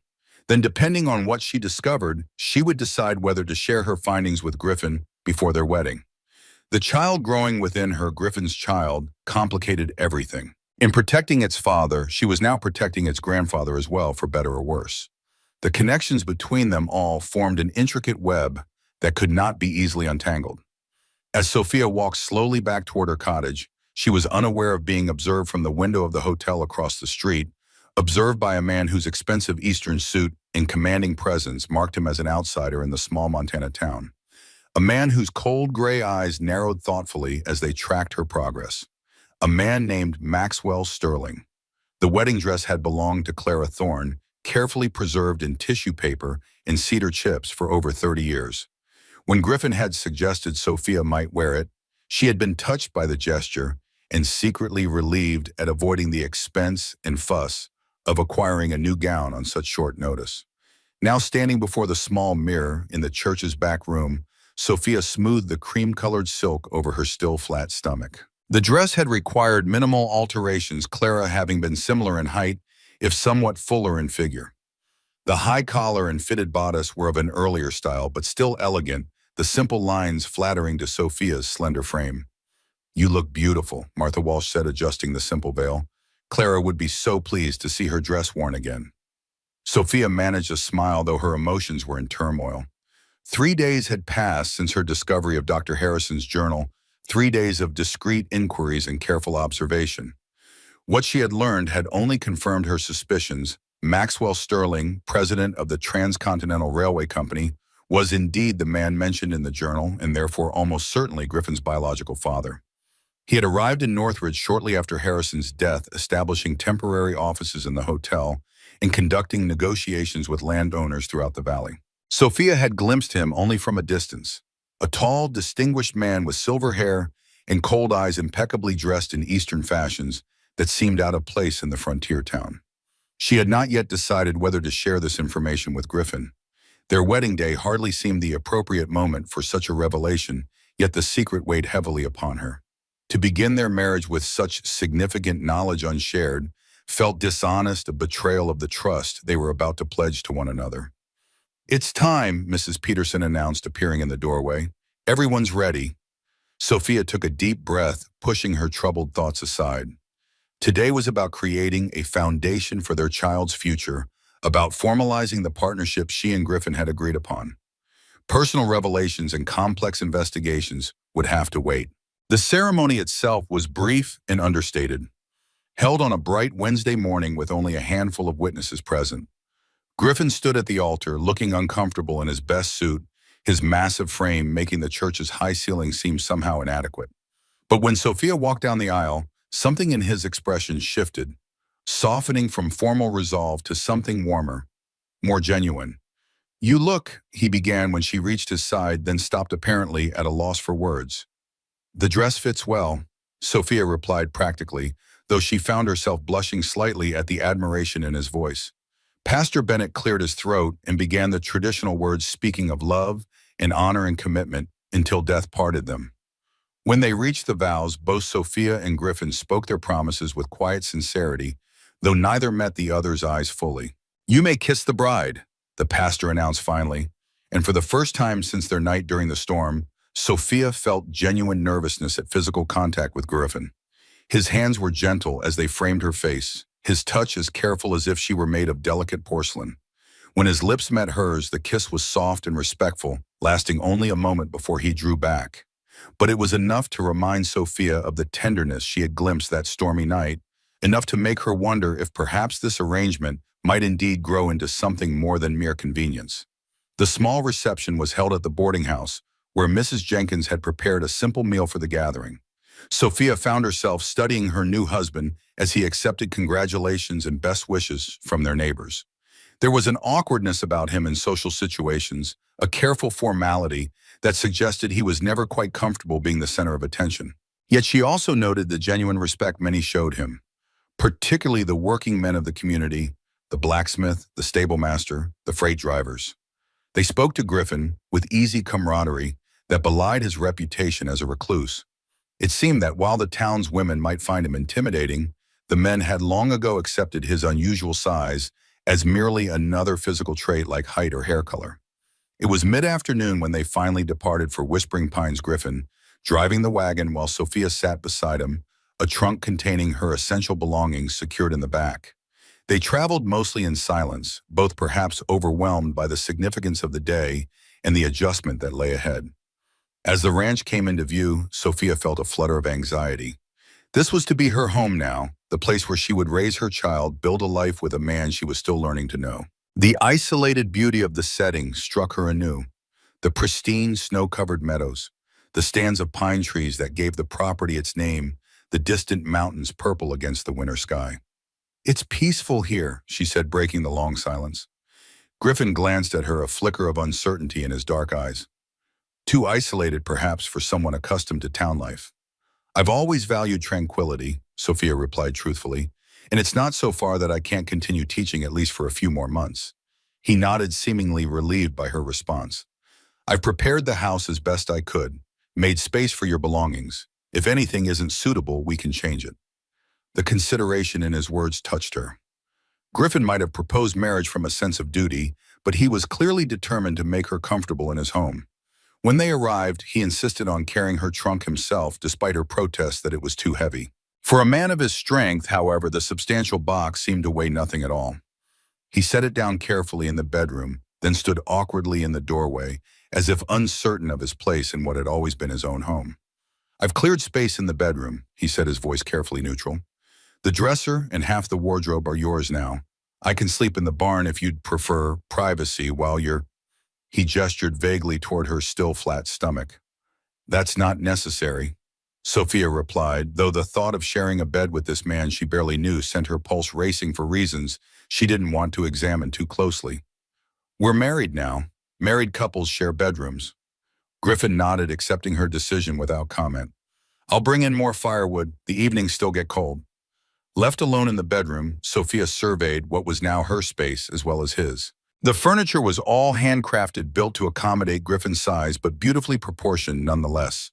The bed was enormous by necessity, its frame sturdy enough to support his substantial weight, with a handmade quilt in a simple pattern of blues and greens. On the bedside table stood a small wooden horse, exquisitely carved, the one she had noticed during her first visit, the memento of Clara. Beside it now sat a fresh carving, a mare with a tiny foal nestled against her side.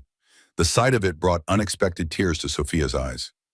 Griffin had made this recently, she realized, a silent acknowledgement of the child they would share. The first few days of their marriage fell into an awkward rhythm of politeness and careful consideration. Griffin rose before dawn to tend the animals, allowing Sophia privacy to dress and prepare breakfast. She cooked and cleaned with efficient competence, treating the domestic tasks as she might any other job requiring skill and attention to detail. She continued teaching in town, riding in each morning and returning in the afternoon. The arrangement raised some eyebrows in Northridge, a new bride spending her days away from home, but most accepted Sophia's explanation that she would complete the school term before retiring to focus on family duties. In the evenings, they sat by the fire, reading, she with her books of poetry and literature, he with farming journals and the Bible his mother had left him. Occasionally, one would comment on something interesting, leading to careful conversations that revealed more about their personalities and values. It was during one of these quiet evenings that Sophia first saw Griffin carving. She'd noticed the wooden horses scattered around the house, small, beautifully detailed figures that captured the spirit of the animals with remarkable skill. But watching him create one was entirely different. "You're very talented," she observed, setting aside her book to watch his large hands shape the wood with delicate precision. "How long have you been carving?" "My mother taught me when I was small," Griffin replied, not looking up from his work. "Said it would help me learn to be gentle with things, to use my hands for creating instead of just working." Sophia could see the truth of that philosophy in the way he handled the knife and the patient care he took with each detail. "What made you choose horses?" "They were the first animals that weren't afraid of me," he said simply. "When I was a boy, some of the kids in town used to dare each other to get close to the giant. Made me feel like a monster sometimes. But horses, they don't care how big you are if you're gentle with them." The confession was quietly offered without self-pity, but it gave Sophia new insight into the man she'd married. She could imagine him as a child, already towering over his peers, trying to find his place in a world that saw him as a curiosity rather than a person. "Children can be cruel," she said softly. "I've seen it in my classroom, the way they sometimes treat anyone who's different." "Did you ever feel different?" Griffin asked, glancing up from his carving to meet her eyes. Sophia considered the question seriously. "Always," she admitted. "Too bookish for most of the girls my age, too interested in ideas instead of gossip. Even in my marriage to Thomas, I sometimes felt like I was playing a role that didn't quite fit." And now, the question hung between them, weighted with implications about their current arrangement. Sophia met his gaze steadily, seeing something vulnerable in his dark eyes that encouraged honesty. "Now I feel like perhaps being different isn't such a terrible thing," she said. "Perhaps it just means I needed to find someone who understood what it was like." Something shifted in Griffin's expression, a subtle warming that made Sophia's heart skip for a moment. The careful formality between them cracked, revealing the possibility of something deeper. "I never thought I'd have a wife," he said quietly, his hand stilling on the carving. "Never thought any woman would want to share a life with someone like me." "And I never thought I'd marry again," Sophia replied, "especially not under these circumstances." "But you're not sorry?" The question held a note of uncertainty that surprised her with its vulnerability. Sophia considered her answer carefully, looking around the simple but comfortable room that was now her home, at the man whose child she carried, at the life they were slowly building together from duty and necessity and perhaps eventually something more. "No," she said finally, "I'm not sorry." The smile that spread across Griffin's face was like sunrise after a long night, gradual warming, transforming his stern features into something almost beautiful. For the first time since their hasty wedding, Sophia allowed herself to hope that perhaps this marriage of convenience might become something neither of them had dared to dream of. Outside, the wind whispered across the prairie, carrying the promise of winter and change and new beginnings that neither of them could yet imagine. The carving knife moved with hypnotic precision, shaving thin curls of pine wood that fell to the workshop floor like delicate ribbons. Griffin worked by the light of a single oil lamp, the rest of the ranch house dark and quiet. It was nearly midnight, but sleep eluded him despite the physical labor of the day. In his large hands, the small block of wood was gradually taking shape, a miniature rocking horse sized for a child's doll rather than a real infant. It would be the first of many toys he planned to create for his son or daughter, a legacy of handcrafted playthings that would show the child it was wanted, anticipated, loved. The thought brought both joy and terror. Griffin had no model for fatherhood, no memories to guide him in this most important of roles. His mother had rarely spoken of his father, saying only that he had died before Griffin's birth, a convenient fiction he now realized to spare a child the knowledge of abandonment. The knife slipped, slightly, nearly cutting his thumb. Griffin set the tools aside, suddenly aware of the wetness on his cheeks. He wiped at the tears with the back of his hand, surprised by their presence. He had not cried since his mother's death 5 years earlier, had thought himself beyond such displays of emotion. "I don't know how to be a father," he whispered into the empty workshop. "I don't know how to be a husband." The fear that had been his constant companion since Sophia's announcement of pregnancy surged within him. Fear of inadequacy, of rejection, of becoming like the father he had never known. What if he failed this child, as so many men failed their families? What if Sophia came to regret their hasty marriage, to resent the obligation that bound her to him. Griffin picked up the small wooden horse his mother had carved for him, the one he carried always as both talisman and reminder. Clara Thorne had been tiny compared to her son, barely reaching his chest by the time he was 15. Yet she had taught him everything of value he knew about kindness, about patience, about seeing beyond appearances to the truth of a person's character. "I'll try to be worthy of your grandchild, mother," he promised softly. "I will never abandon them as he abandoned me." The he remained nameless in Griffin's mind, a shadowy figure, a cautionary tale rather than a real person. His mother had given him no details, perhaps fearing he would search for a man who wanted no part of him. All Griffin knew was that his father had taken one look at his oversized infant son and walked away never to return. A different kind of tears came now, not from fear of the future, but from old pain never fully addressed. Grief for the father he never knew, anger at the rejection. He never understood determination that his own child would never experience such abandonment. "I swear it," he whispered, his massive hand closing around the tiny wooden horse. "I will be there every day of your life. I will never let you doubt that you are loved." The promise spoken in the solitude of his workshop felt like a vow more binding than those he had exchanged with Sophia at the altar. This was not about duty or propriety or social expectations. This was about breaking a cycle, about being the father he had needed, about giving his child the security he had never known. Griffin carefully placed the unfinished rocking horse on his workbench, ready to be completed tomorrow. He extinguished the lamp and made his way back to the main house, moving quietly so as not to wake Sophia.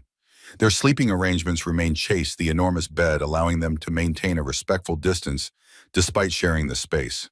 Griffin was careful never to presume upon their marital status, to never make Sophia feel that physical intimacy was expected or demanded. What had happened during the blizzard had been mutual, unplanned, a connection neither had sought but both had welcomed in the isolation of the storm. Recreating such intimacy would require equal mutuality, equal desire. As he slipped beneath the covers on his side of the bed, Griffin could hear Sophia's steady breathing, the peaceful rhythm of deep sleep. In the faint moonlight filtering through the window, he could see the delicate profile of her face, the dark hair spread across the pillow. His wife, mother of his child, the woman who had seen past his size to the person within. However imperfect their beginning, however uncertain their future, Griffin knew with sudden clarity that he was already falling in love with Sophia Winters. No Sophia Thorne now, not because she carried his child, not because she had agreed to marry him, but because of who she was: intelligent, determined, compassionate, strong. Whether she could ever return such feelings remained to be seen. But Griffin resolved to be worthy of her regardless, to be the best husband and father he could possibly be, to create a home where both she and their child would feel secure and valued.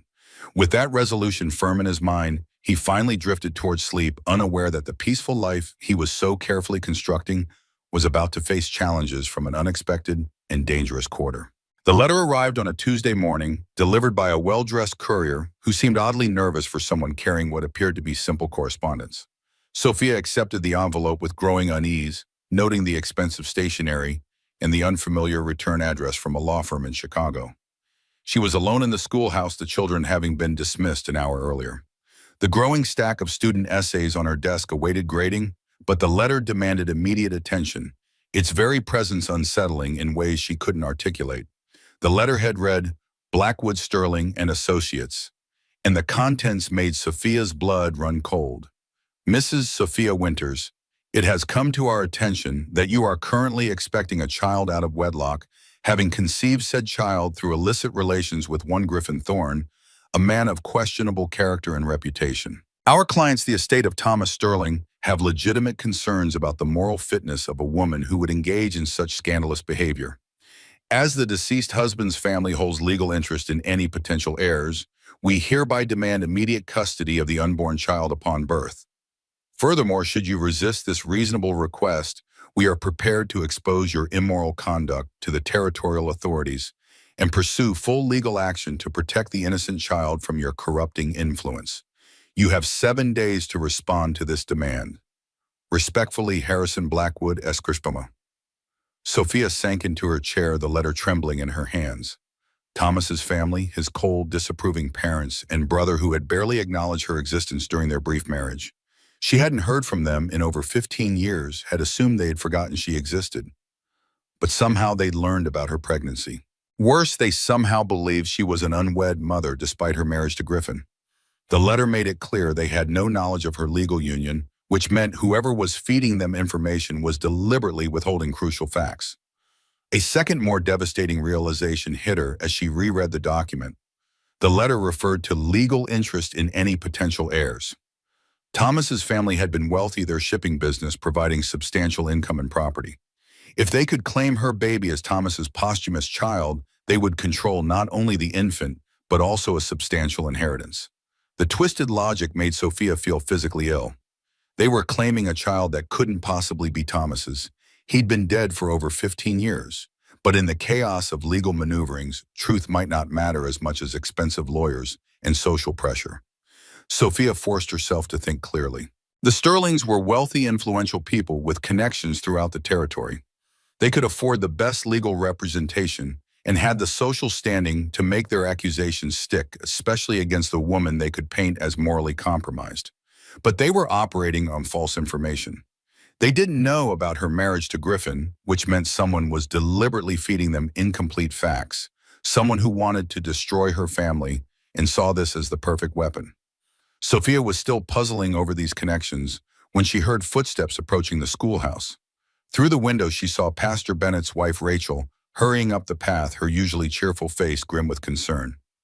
"Sophia, dear, I have troubling news," Rachel began as soon as she entered the classroom. "A man came to see Oliver this morning, a lawyer from back east asking questions about you and Griffin." "What kind of questions?" Sophia asked, though she already suspected the answer. "About your moral character, your relationship before marriage, whether the baby might not be Griffin's." Rachel's cheeks flushed with embarrassment. "Of course Oliver told him that you're a respectable married woman, but this lawyer seemed to think you were never properly wed." Sophia felt the pieces of the puzzle clicking into place. What did this lawyer look like? Thin man, well-dressed, with cold eyes. He had papers with him, said he represented the Sterling family from Chicago. "The Sterling family, sigh," Sophia repeated slowly. "Rachel, did you tell him when Griffin and I were married?" "Well, yes, of course, November 15th, just a few weeks ago. Why?" A chill ran down Sophia's spine. If the lawyer had been asking questions after the wedding, he knew perfectly well that she was legally married, which meant the letter threatening to expose her as an unwed mother was deliberately false, a calculated lie designed to frighten her into submission. "Rachel, I need you to think very hard about this. Did the lawyer seem surprised when you told him about the wedding?" The older woman frowned, considering. "Now that you mention it, he did seem taken aback, asked me to repeat the date several times, wanted to know if I was certain. Then he asked some very inappropriate questions about whether the marriage was legitimate or just a hasty arrangement to cover scandal." Rachel continued, her indignation growing as she recalled the conversation. "As if any of that were his business, Oliver told him quite firmly that you and Griffin were properly married in the eyes of God and the law." Sophia felt anger building in her chest, not just at the Sterlings, but at whoever was orchestrating this attack on her family. The same people who were pressuring landowners to sell were now using her late husband's family as unwitting weapons in their campaign of destruction. "There's something else," Rachel said, her voice dropping to a whisper. "After the lawyer left, I saw him talking to that railroad man, the one who's been buying up properties. They seem very friendly for strangers." The final piece fell into place. The Transcontinental Railway Company wasn't just content to pressure Griffin for his land. They wanted to destroy Sophia as well, to leave their unborn child orphaned and vulnerable. By feeding false information to Thomas's family, they'd created a legal nightmare that could drag on for months. But they'd made one crucial mistake. They'd underestimated her. Sophia spent the rest of the day crafting a careful response to the Sterling lawyers. Instead of the frightened submission they clearly expected, she wrote with cool precision, laying out the facts they'd apparently been denied. "Mr. Blackwood, I am in receipt of your letter dated December 14th, and I must correct several significant errors in your information. First, I am not an unwed mother. I am legally married to Mr. Griffin Thorne as of November 15th, 1884, in a ceremony performed by Pastor Bennett of the Northridge Community Church. Witnesses included Mrs. Rachel Bennett, Mr. Stanley Walsh, and Mrs. Caroline Walsh. Second, the child I carry is undoubtedly that of my current husband, conceived within the bounds of our relationship and born of our legal union. Third, any claims your clients might have to this child are not only legally baseless, but morally reprehensible as they concern a child who has no blood relation to the Sterling family. I can only assume that your clients have been deliberately misinformed about my circumstances by parties unknown. I suggest you verify your facts before proceeding with any further legal action that could result in serious professional embarrassment. I remain confident that when the full truth comes to light, your clients will realize they have been manipulated by individuals with their own agenda. Respectfully, Mrs. Sophia Thorne. As she sealed the letter, Sophia felt a fierce satisfaction. Let the Sterlings try to explain to a judge why they were claiming rights to a child that couldn't possibly be their heir. Let them investigate their sources and discover they'd been used as pawns in someone else's scheme. But even as she felt the momentary triumph of fighting back, Sophia knew the real battle was just beginning. The people behind this conspiracy had resources, connections, and apparently no scruples about destroying innocent lives to achieve their goals. She placed her hand protectively over her growing belly, feeling the baby's first fluttering movements beneath her palm. This child would be born into a world where powerful men tried to steal ranches and manipulate the law for profit, where corruption could turn neighbors against each other and tear families apart. But this child would also be born to parents who had learned to fight for what mattered, who had discovered that love could grow from the most unlikely circumstances, and who would move heaven and earth to protect their family. Sophia looked around the simple schoolhouse that had been her domain for 8 years at the rows of desks where she had taught children to read and write and think for themselves. Soon she would leave this role, at least temporarily, to focus on motherhood. But the skills she had honed here, patience, determination, the ability to maintain order in chaos, would serve her well in the challenges ahead. The war for their family had begun, but Sophia Thorne was no longer the quiet, compliant schoolteacher who had arrived in Northridge all those years ago. She was a wife, a soon-to-be mother, and a woman who had finally found something worth fighting for with everything she had. The storm had been building all day, dark clouds massing on the horizon like an invading army. By mid-afternoon, the light had taken on an eerie yellowish cast, and the temperature had dropped sharply. Frigid air sweeping down from the mountains with increasing force. Griffin worked quickly, securing the barn doors and checking that all animals were safely sheltered.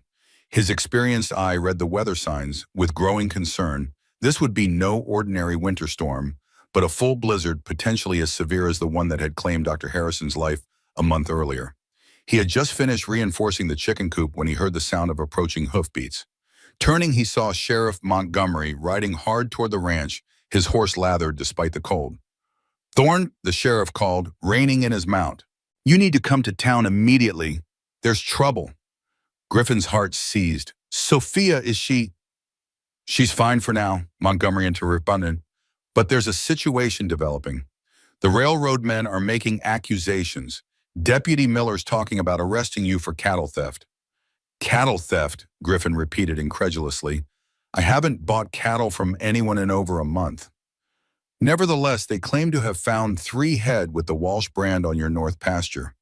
The sheriff's expression was grim. "Stanley Walsh reported them stolen last week." Griffin's mind raced. The north pasture was rarely used in winter, the snow typically too deep for grazing. He hadn't been there in at least 2 weeks. If cattle with Walsh's brand were indeed there, someone had deliberately placed them on his property. "This is a setup," he said flatly. Montgomery nodded. "I believe so. But Miller's determined to make the arrest claims. He has witnesses who saw you moving cattle at night. He's getting a warrant now." "Why are you warning me?" Griffin asked, studying the older man's face. "Because I've known you since you were a boy, and I know you're no thief," Montgomery replied. "And because this whole business stinks of corruption. The railroad wants your land, and suddenly you're facing criminal charges. Too convenient by half." Griffin glanced at the sky, calculating. "The storm's coming fast. If I ride now, I might reach town before it hits. Sophia's still at the school. Last I saw her, but Thorne—" The sheriff hesitated. "This isn't just about the cattle. There are rumors being spread about your marriage suggestions that it's not legitimate. Someone's trying to undermine both of you." Cold anger settled in Griffin's chest, more dangerous than the approaching storm. Someone was threatening not just his freedom, but his family, his wife and unborn child. For a man who had spent his life avoiding conflict, who had carefully controlled his strength and temper, to never intimidate or harm, the rage he felt now was almost foreign in its intensity. "I'll saddle my horse," he said, already moving toward the barn. "Be careful," Montgomery warned. "Miller's not alone in this. The railroad has men in town, armed men who don't answer to local authority." Griffin nodded grimly. "Tell Sophia I'm coming. Tell her to stay at the school until I arrive." But as Griffin prepared his largest draft horse, the only one strong enough to carry his weight through deep snow, he knew the odds of reaching town before the storm were growing slimmer by the minute. The wind was already strong enough to bend the tops of the pine trees, and the first heavy snowflakes were beginning to fall. He was halfway to Northridge when the storm hit with full force, a white wall of wind-driven snow that reduced visibility to mere feet. Griffin pressed forward, relying on his horse's instincts and his own knowledge of the road. The temperature had plummeted cold, penetrating even his heavy coat. Ice formed in his beard and eyebrows, and his hands, despite thick gloves, grew numb on the reins. A normal man might have turned back, sought shelter until the storm passed. But Griffin was driven by fear, greater than any weather fear for Sophia alone in town with men who meant them harm. He had promised to protect her and their child. He would not fail in that promise, whatever the cost. Meanwhile, in Northridge, Sophia was unaware of the immediate danger. She had remained late at the schoolhouse grading final examinations before the Christmas holiday, oblivious to the brewing trouble until Caroline Walsh burst through the door, snowflakes swirling around her. "Sophia, you need to come quickly," Caroline said, her voice urgent. "Deputy Miller is gathering men to arrest Griffin for stealing Stanley's cattle." "What?" Sophia set down her pen, shocked. "That's absurd. Griffin would never—" "Of course he wouldn't," Caroline interrupted. "Stanley knows that too. Says someone planted his cattle on your north pasture, cattle that went missing last week. It's a setup, plain as day." Sophia rose quickly, gathering her papers. "Where is Griffin now?" "Sheriff Montgomery rode out to warn him, but that's not all." Carolyn's expression grew more troubled. "There's a man in town asking questions about your marriage, claiming it might not be legal, that the child isn't Griffin's." A cold that had nothing to do with the weather settled in Sophia's chest. The Sterling lawyer again. Worse, it's that railroad man himself, Maxwell Sterling. Arrived on the morning stage with 2 hired guns. Been closeted with Deputy Miller all day. Maxwell Sterling, the name that had appeared in Dr. Farr Harrison's journal, Griffin's biological father, though neither Griffin nor Sterling knew that she was aware of the connection. The coincidence of his arrival with these accusations against Griffin couldn't be ignored. "Where are they now?" Sophia asked, already pulling on her coat. "Town hall. Miller's called a special meeting, claiming public safety concerns with the storm coming. But it's just a pretext to gather support for the arrest." Sophia's mind worked rapidly, assessing options. Griffin was likely already on his way to town, possibly already caught in the storm. She needed to delay any arrest until he arrived to prevent him from being ambushed on the road by men expecting resistance. "I need to get to that meeting," she said, buttoning her coat with determined fingers. "Sophia, it's not safe. These men are dangerous. These men are threatening my husband and my child's future." Sophia interrupted, a steel in her voice that surprised even herself. "I will not hide while they destroy everything we built." The storm had reached Northridge by the time they stepped outside, wind howling down the main street with enough force to stagger them. Few people were visible, most having sought shelter from the worsening weather. Sophia and Caroline leaned into the wind, making their way slowly toward the town hall, where lanterns glowed through frost-covered windows. Inside, they found a gathering of about 20 men, including Deputy Miller, Maxwell Sterling, and several of Northridge's business owners. Sterling stood near the front, his expensive Eastern suit and commanding presence marking him as an outsider, despite his attempts to appear at ease. He was tall and distinguished, with silver hair and cold gray eyes that contained none of Griffin's warmth or gentleness. "Mrs. Thorne," Miller said as Sophia entered, emphasizing her married name with slight mockery, "this meeting doesn't concern women. You should be home preparing for the storm." "Any meeting concerning my husband concerns me directly," Sophia replied, removing her snow-covered coat but keeping her place by the door. "Especially when false accusations are being made against him." A murmur ran through the assembled men. Stanley Walsh, who had been standing silently at the back, moved to stand beside Sophia in silent support. "The accusations are not false, madam," Sterling said smoothly, addressing her for the first time. "3 cattle bearing Mr. Walsh's brand were found on your property. The law is quite clear on the penalties for cattle theft in this territory. Cattle that were stolen from Mr. Walsh and deliberately placed on our land," Sophia countered. "By whom, I wonder? Perhaps by those who would benefit most from my husband's arrest and the forfeiture of our property." Sterling's expression hardened, though his voice remained civil. "You make serious allegations, Mrs. Thorne. If that is indeed your proper title, I understand your arrangement with Mr. Thorne was rather hastily concluded." The implied insult hung in the air, its meaning clear to everyone present. Sophia felt her cheeks flush with anger rather than embarrassment. "Our marriage is legal and binding," Mr. Sterling performed by Pastor Bennett before witnesses. "I have the certificate should you wish to examine it." She met his gaze, directly refusing to be intimidated. "But I wonder why a railroad executive from Chicago would concern himself with the marital status of Montana residents. Unless, of course, there were financial advantages to be gained from discrediting us." Before Sterling could respond, the door burst open behind Sophia, admitting a blast of frigid air and the massive form of Griffin, covered in snow and ice but very much present. The assembled men fell silent, many stepping back instinctively from his imposing figure. "Griffin!" Sophia breathed relief washing through her. He moved to stand beside her, his expression dangerously controlled as he surveyed the room. His gaze settled on Deputy Miller, then shifted to Sterling, narrowing slightly as if trying to place a half-remembered face. "I understand you're planning to arrest me, Deputy," Griffin said, his deep voice carrying easily in the suddenly quiet room. "On what evidence?" Miller straightened his hand, moving reflexively toward his holstered gun. 3 head of cattle with the Walsh brand were found on your property, Thorne. Walsh reported them stolen last week." "And did Mr. Walsh identify these cattle as his?" Griffin asked. "I did not," Stanley Walsh spoke up from beside Sophia. "I was simply told they'd been found. Haven't been allowed to see them myself, strangely enough." "Convenient," Griffin observed.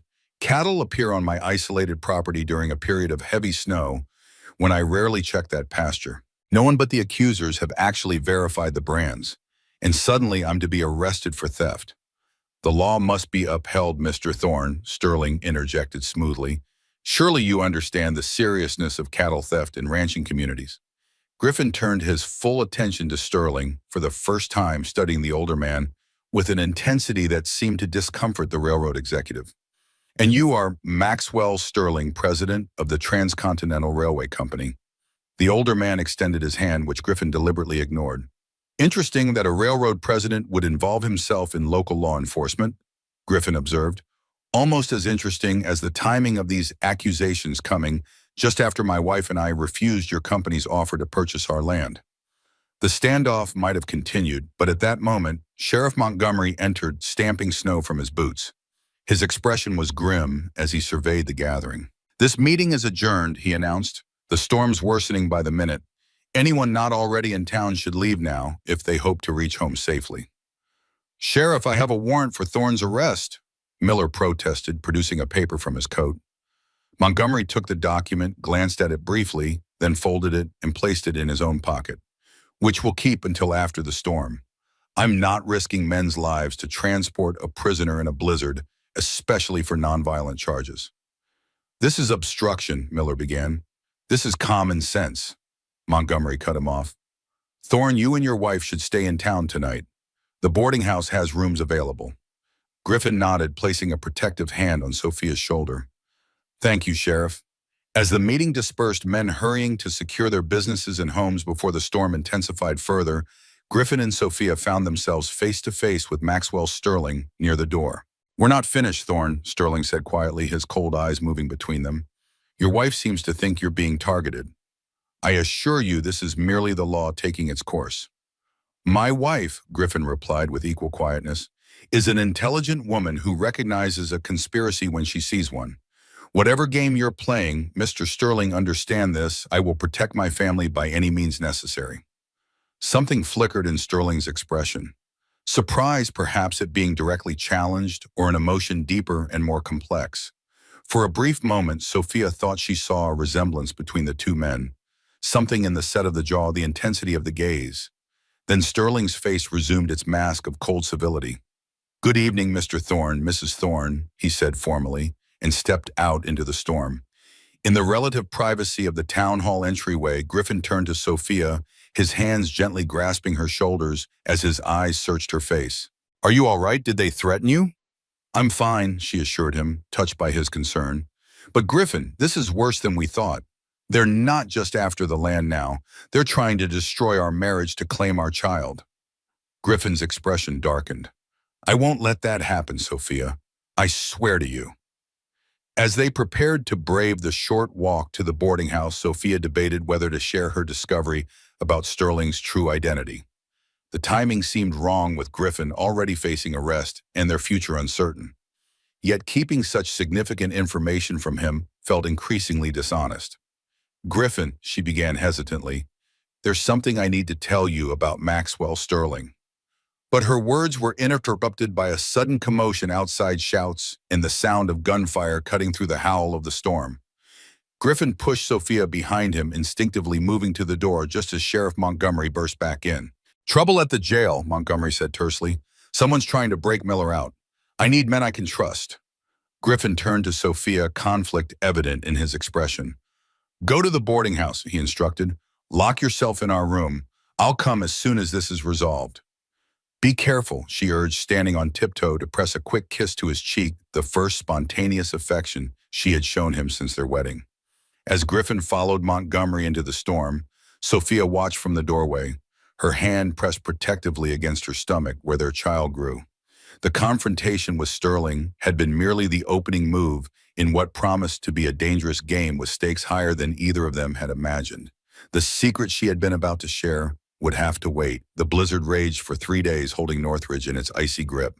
Streets disappeared beneath towering drifts, and residents who ventured outside did so by tunneling through snow that reached second-story windows in places. The town became an island cut off from the outside world until the storm finally released its hold. Throughout those 3 days, Griffin remained in custody. The attempted jailbreak had been thwarted, but in the chaos, Deputy Miller had managed to serve his warrant, arresting Griffin on charges of cattle theft. Sheriff Montgomery, outnumbered by Miller's supporters and concerned about potential violence, had reluctantly allowed the arrest to proceed, though he insisted on personally overseeing Griffin's detention. "It's temporary," he assured Sophia when she came to the jailhouse the morning after the storm broke. "Once we can get a circuit judge here, we'll sort this out properly." Sophia stood at the barred window separating her from Griffin, her heart aching at the sight of him confined in a cell clearly not built for someone of his size. He sat hunched on a cot that was comically inadequate for his frame, his head nearly touching the low ceiling even in this position. "Are they treating you properly?" she asked, fighting to keep her voice steady. Griffin attempted a reassuring smile that didn't reach his eyes. "Sheriff Montgomery's been decent. Make sure I get enough food checks that Miller's men don't cause trouble." Sophia glanced over her shoulder to where the sheriff stood, maintaining a respectful distance to give them privacy while still fulfilling his duties. "This is absurd," she said, lowering her voice. "Everyone knows you wouldn't steal cattle." "Evidence says otherwise," Griffin replied grimly. "Miller claims they found tracks matching my horse's shoes leading to the north pasture. Says they have a witness who saw me moving cattle at night."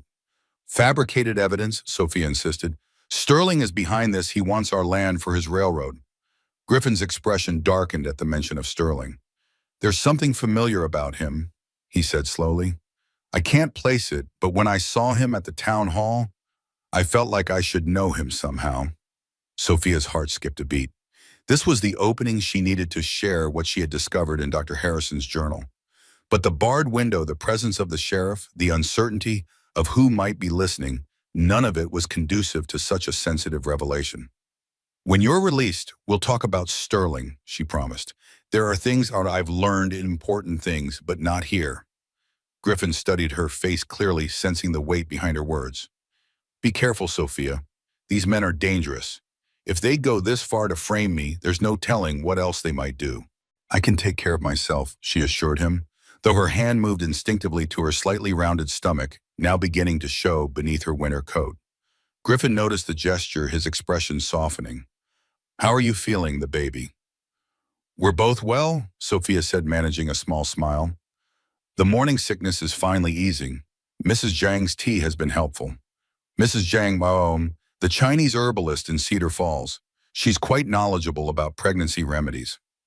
Sophia didn't mention that she had also been investigating the Transcontinental Railway Company during her visits to Cedar Falls, gathering information that might help clear Griffin's name.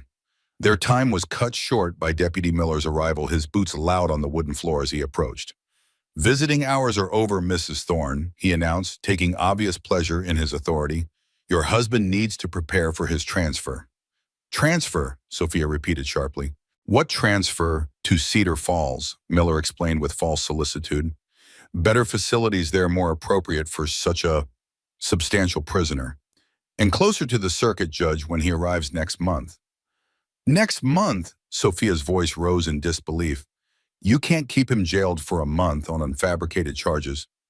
The law moves at its own pace, ma'am, especially in winter."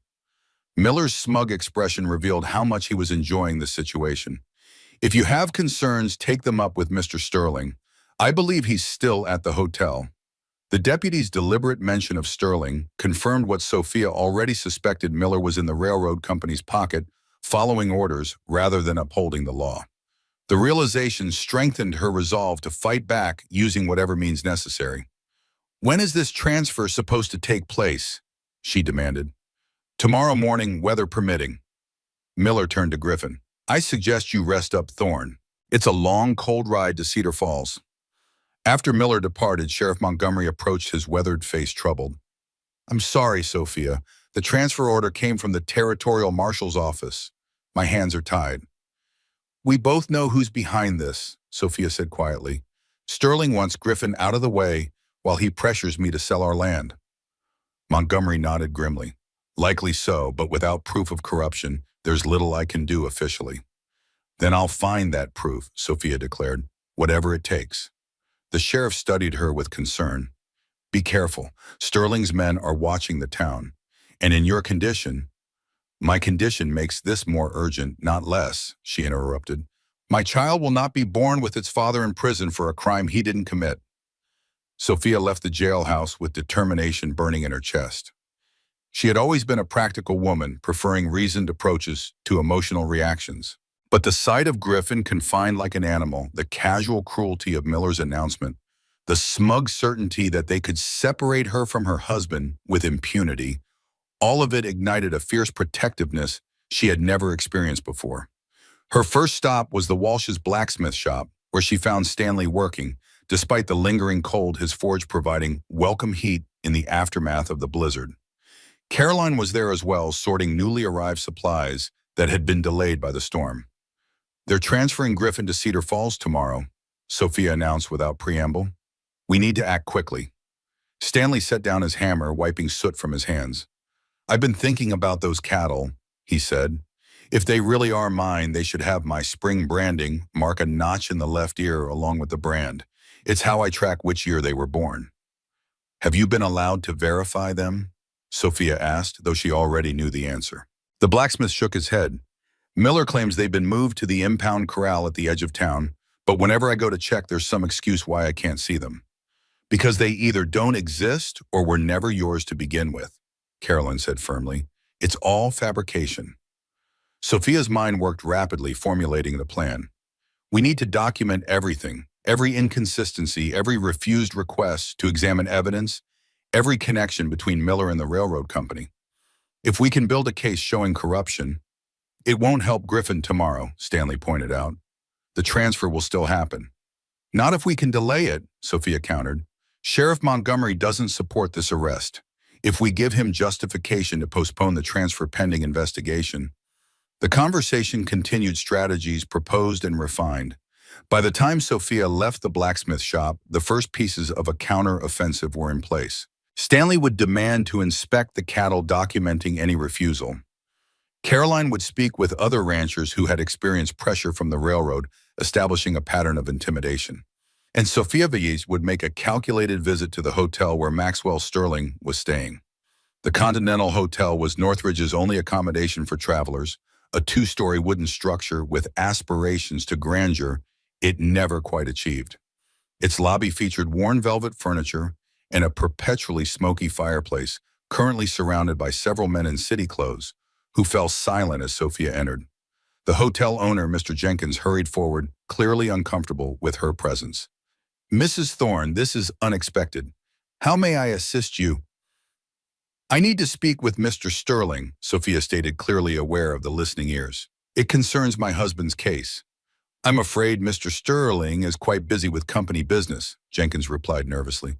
"Perhaps if you left a message." "Yeah, my husband is being transferred to Cedar Falls tomorrow, based on false charges orchestrated by Mr. Sterling's company," Sophia said, her voice carrying through the quiet lobby. "I believe that merits a few minutes of his time." One of the men by the fireplace, younger than the others, with a clerk's ink-stained fingers, rose and approached.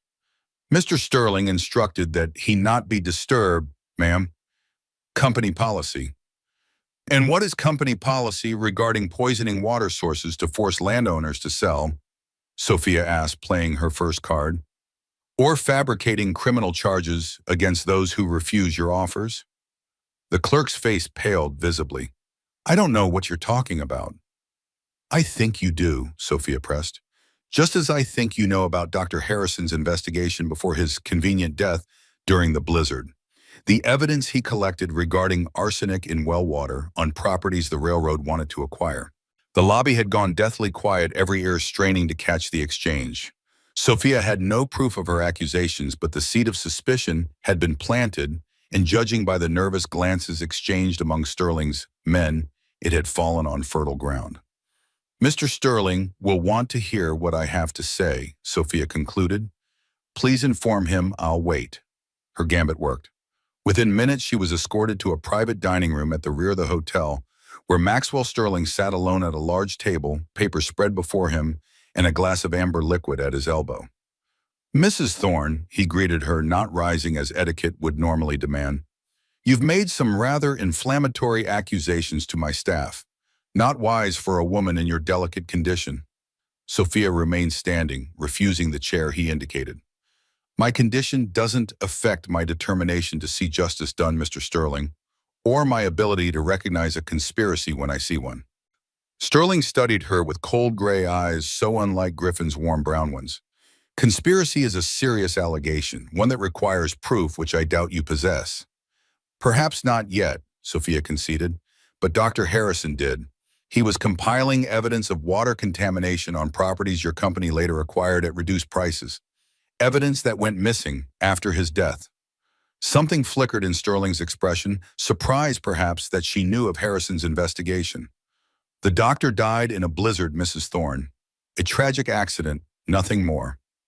"After confronting you about his findings," Sophia countered, "a confrontation noted in his journal which did not disappear with his other evidence." This was a calculated bluff. While Harrison's journal had indeed mentioned confronting Sterling, Sophia had no way of knowing if such a confrontation had actually occurred. But Sterling's momentary stillness suggested the arrow had found its mark. "What do you want?" he asked, finally, his tone carefully controlled. "Cancel the transfer order. Drop the charges against my husband. Leave our land alone." Sophia listed her demands without hesitation. "In return, I'll withhold the journal from the territorial authorities for now." Sterling leaned back in his chair, a smile playing at the corners of his mouth that contained no warmth. "You overestimate your position, Mrs. Thorne. A journal with unsubstantiated claims is hardly compelling evidence. Whereas the cattle found on your property, the matching horseshoe prints, the witness testimony, all quite solid in a court of law." "All fabricated," Sophia shot back. "And when Stanley Walsh testifies that the cattle bearing his brand lack the ear notches that all his spring cattle possess, your case collapses." For the first time, uncertainty crossed Sterling's face, quickly masked, but not before Sophia caught it. He hadn't known about Walsh's secondary identification method, a detail his henchmen had overlooked in their haste to plant evidence. "One discrepancy won't outweigh the other evidence," Sterling recovered quickly. "And by the time such testimony is heard, your husband will have spent weeks in a Cedar Falls cell. Have you seen the jail there, Mrs. Thorne? Barely adequate for normal men. For someone of your husband's unique proportions, it would be particularly uncomfortable." The casual cruelty of the statement, the implied threat of suffering you deliberately inflicted on Griffin, made Sophia's blood boil. But she maintained her composed exterior, knowing an emotional reaction would only confirm Sterling's belief that he held the upper hand. "Why this vendetta?" she asked instead. "There are other routes for your railroad, other properties you could acquire. Why target us specifically?" Sterling's expression hardened, something personal flickering behind his businesslike demeanor. "The Thorne property sits at a crucial juncture. Without it, we face costly delays and engineering challenges." But Sophia sensed there was something he wasn't saying, something connected to the secret she had discovered in Harrison's journal. Was it possible Sterling knew of his biological connection to Griffin? Had that knowledge fueled his determination to destroy the son he had abandoned? "This isn't just business," she observed. "This is personal for you. I wonder why." Sterling rose abruptly, their conversation clearly over in his mind. "The transfer proceeds tomorrow as planned. If you have evidence of wrongdoing, by all means present it to the proper authorities. Until then, Mrs. Thorne, I suggest you reconcile yourself to your husband's absence. Perhaps consider the generous offer for your property, which remains open despite these unpleasantries." Sophia recognized the dismissal, but stood her ground for a moment longer. "You underestimate us both, Mr. Sterling. This isn't over." "On the contrary," he replied with cold confidence, "it's already decided. Good day, Mrs. Thorne." Sophia left the hotel with her mind racing, processing both what had been said and what had remained unspoken. Sterling had not been intimidated by her knowledge of Harrison's journal, which suggested he believed the most damning evidence had been successfully eliminated. But his reaction to the mention of Walsh's ear-notching practice indicated at least one weak point in the fabricated case against Griffin. More importantly, she had confirmed her suspicion that Sterling's pursuit of their land went beyond business considerations. Something personal drove his actions, whether knowledge of his connection to Griffin or some other motivation remained unclear. As Sophia walked briskly through the snow-cleared streets, she mentally adjusted her strategy. The direct approach had failed. Sterling was too confident in his position to be threatened into backing down. But his confidence might also be his weakness, leading him to overlook details or underestimate his opponents. Her next step was clear, though it carried significant risk. If Griffin was to be transferred to Cedar Falls tomorrow, then Cedar Falls was where she needed to be, not to follow him, but to precede him. Because if Dr. Harrison's missing evidence existed anywhere, it would be in the railroad company's headquarters, where Sterling believed it safely hidden from justice. The journey would be dangerous in the aftermath of the blizzard. The roads remained partially blocked, the temperatures dangerously low. And in her 4th month of pregnancy, Sophia faced additional risks that she would never have considered in normal circumstances. But these were not normal circumstances. Her husband's freedom, their land, their child's future, all hung in the balance. And Sophia Thorne was prepared to risk everything to protect what mattered most. She returned to the Walsh's shop, where Caroline was still organizing supplies. "I need to get to Cedar Falls," Sophia announced without preamble. "Tonight, before they transfer Griffin tomorrow." Caroline looked up sharply. "In this weather, Sophia, it's 15 miles through snow-choked roads. And in your condition—" "My condition doesn't change what needs to be done," Sophia interrupted firmly. "Sterling won't back down. Our only hope is to find Harrison's evidence before Griffin's case goes before a judge." The older woman studied her face, recognizing the determination set in every line. "You believe the evidence is in Cedar Falls? The railroad's regional headquarters is there. If Sterling confiscated Harrison's documentation, that's where he'd keep it, close enough to access but far enough from Northridge to avoid accidental discovery." Carolyn nodded slowly, her practical nature already shifting to how rather than why. "You can't travel alone. The roads are treacherous and Sterling's men will be watching." "I know," Sophia agreed, "but I have a plan." By sunset, that plan was in motion. While Deputy Miller's men watched Sophia's cottage in the jailhouse, believing she would attempt to see Griffin again before his transfer, a humble farm wagon left town by the Eastern Road. Its driver, an elderly Chinese man, attracted no particular attention. Just another local making a late journey home after being stranded in town by the blizzard. Hidden beneath sacks of grain in the wagon bed, wrapped in quilts against the bitter cold, Sophia Thorne began the treacherous journey to Cedar Falls, where she hoped to find the evidence that would save her husband and perhaps discover even more important truths along the way. 16 Cider Falls greeted the dawn with smoke rising from chimneys into the crystal-clear sky, the storm's fury having given way to pristine stillness. The small city of 2,000 souls served as a commercial hub for the surrounding region, its wooden boardwalks connecting two-story businesses that catered to both the local population and the frequent travelers along the stagecoach route. In a small room above the apothecary shop on Willow Street, Sophia woke to the gentle sound of a pestle grinding herbs in a mortar. The journey from Northridge had taken most of the night, the wagon forced to navigate snowdrifts and fallen trees that blocked the road in several places.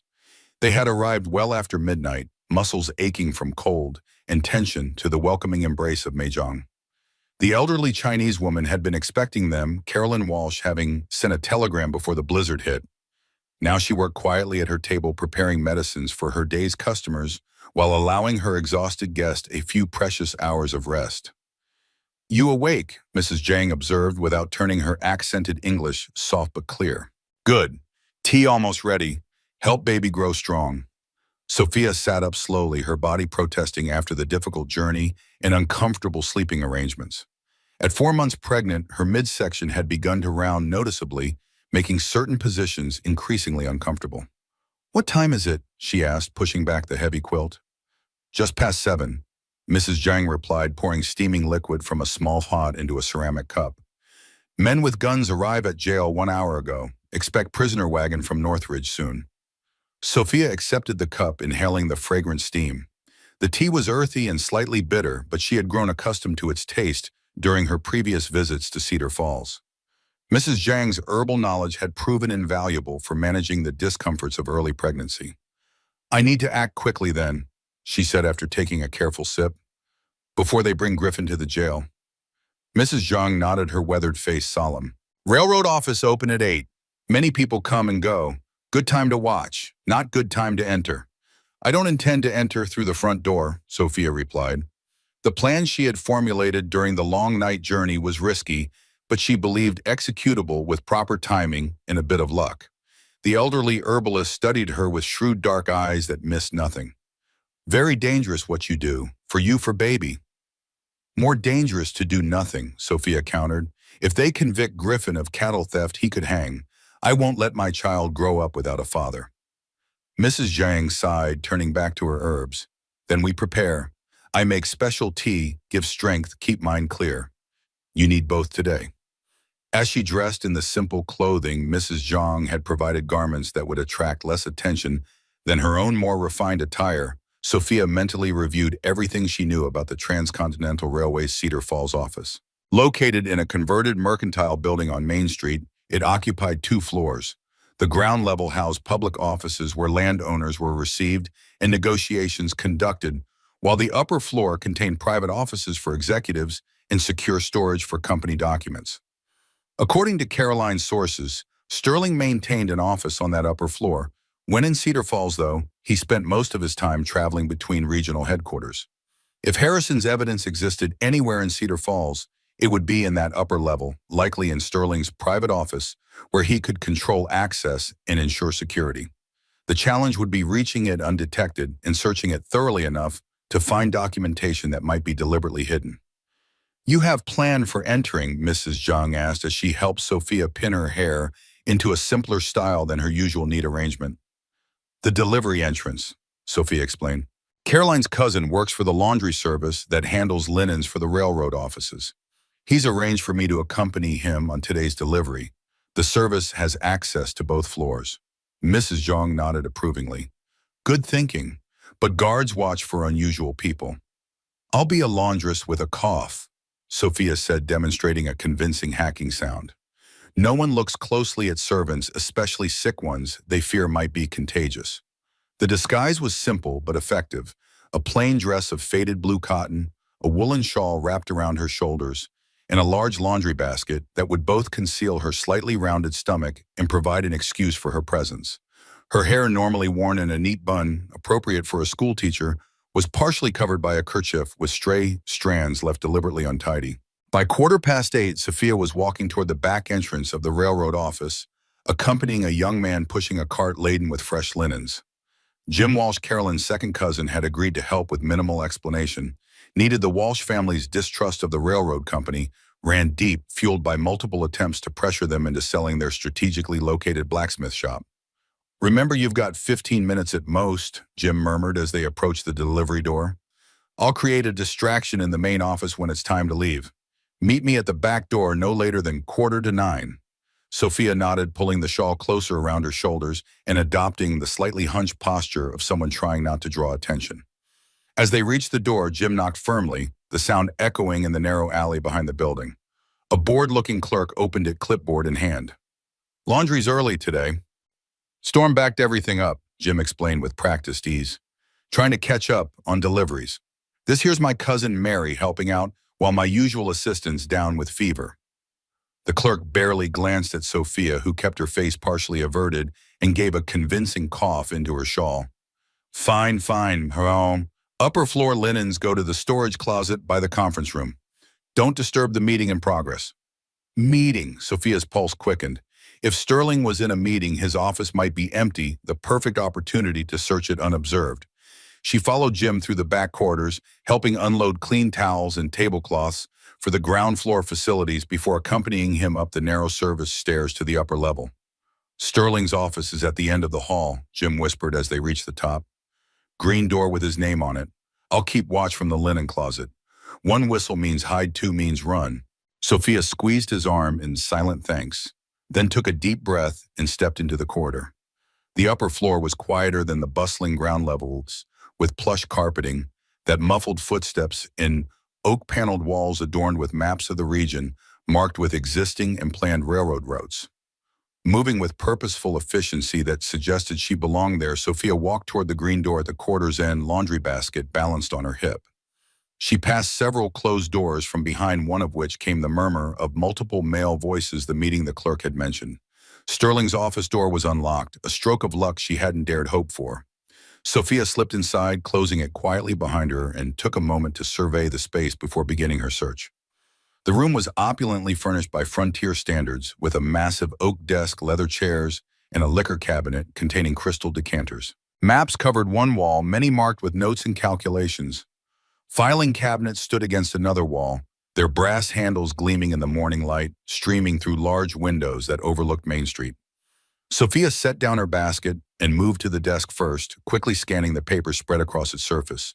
Most concerned routine business matters: construction, schedules, supply orders, personnel reports. Nothing related to Harrison's investigation or the accusations against Griffin. The filing cabinets were locked, but Sophia had anticipated this. From her pocket, she withdrew a set of small tools Carolyn had provided, simple lockpicks that the blacksmith's wife had assured her would open most standard cabinet locks.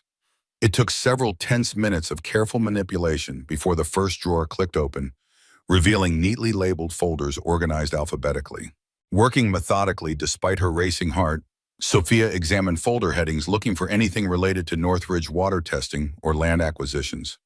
The minutes ticked by with excruciating slowness as she worked through drawer after drawer, finding plenty of evidence of the railroad's aggressive expansion plans, but nothing that would help Griffin's case. She was beginning to fear the evidence had been destroyed when she noticed a small safe partially concealed behind a decorative screen in the corner of the office. Unlike the filing cabinets, this would not yield to simple lockpicks, but its very presence suggested it contained items of particular value or sensitivity. Sophia studied the safe, considering her options. She couldn't open it by force, and she lacked the skills to manipulate the combination lock. But perhaps her gaze fell on Sterling's desk calendar, where several dates were circled in red ink. On a hunch, she tried the most recent circled date as the combination 12 to 18 to 84. The safe remained stubbornly closed. From the corridor came the sound of footsteps approaching, then passing the door. Sophia froze, hardly daring to breathe until they faded. She had perhaps 5 minutes left before she needed to meet Jim at the service stairs. Returning to the safe, she considered what else Sterling might use as a memorable number. Birth dates were common choices for combinations, but she didn't know his birth date. Then a possibility struck her: Griffin's birth date. If Sterling was indeed his biological father, he might use that significant date either from sentiment or more likely as a reminder of a past he preferred to keep hidden. From Harrison's journal, she knew Griffin had been born in spring 1852. Trying various combinations of month and date with that year, Sophia felt a surge of triumph when the lock finally clicked open at 04/17/52. Inside the safe lay several folders and a small wooden box. The top folder bore a label that made her breath catch, Harrison Investigation. With trembling fingers, Sophia opened it, finding exactly what she had hoped for. The doctor's meticulous documentation of water samples from multiple properties, chemical analysis showing arsenic contamination, and most damning of all, a record of payments from the railroad company to a supplier of industrial arsenic compound signed by Sterling himself. There was more witness statements from farmers who had fallen ill after refusing to sell a map showing the correlation between contaminated wells and properties subsequently purchased at reduced prices, and a draft letter from Harrison to the territorial governor detailing his findings and suspicions. It was everything they needed to not only clear Griffin, but potentially bring criminal charges against Sterling and his accomplices. Sophia quickly transferred the documents to her laundry basket, concealing them beneath the few remaining linens. As she prepared to close the safe, the wooden box caught her attention again. Something about its craftsmanship, the careful joinery, the polished surface reminded her of Griffin's work. Unable to resist, she opened it, finding a small collection of personal items, a faded daguerreotype of a young woman who could only be Clara Thorne, a lock of dark hair tied with faded ribbon, and most surprisingly, a tiny carved wooden horse, almost identical to the one Griffin carried always. The implications were staggering. Sterling had not only known of his connection to Griffin, but had maintained a collection of mementos related to the son he had publicly abandoned. Whether from sentiment, guilt, or some more complex emotion, he had kept these private reminders of a past he had otherwise thoroughly rejected. Sophia was so absorbed in this discovery that she almost missed the soft whistle from the corridor Jim's warning signal. Quickly replacing the box, she closed the safe and spun the dial, then gathered her basket and moved toward the door. As she reached for the handle, voices approached from the other side, one of them unmistakably Sterling's.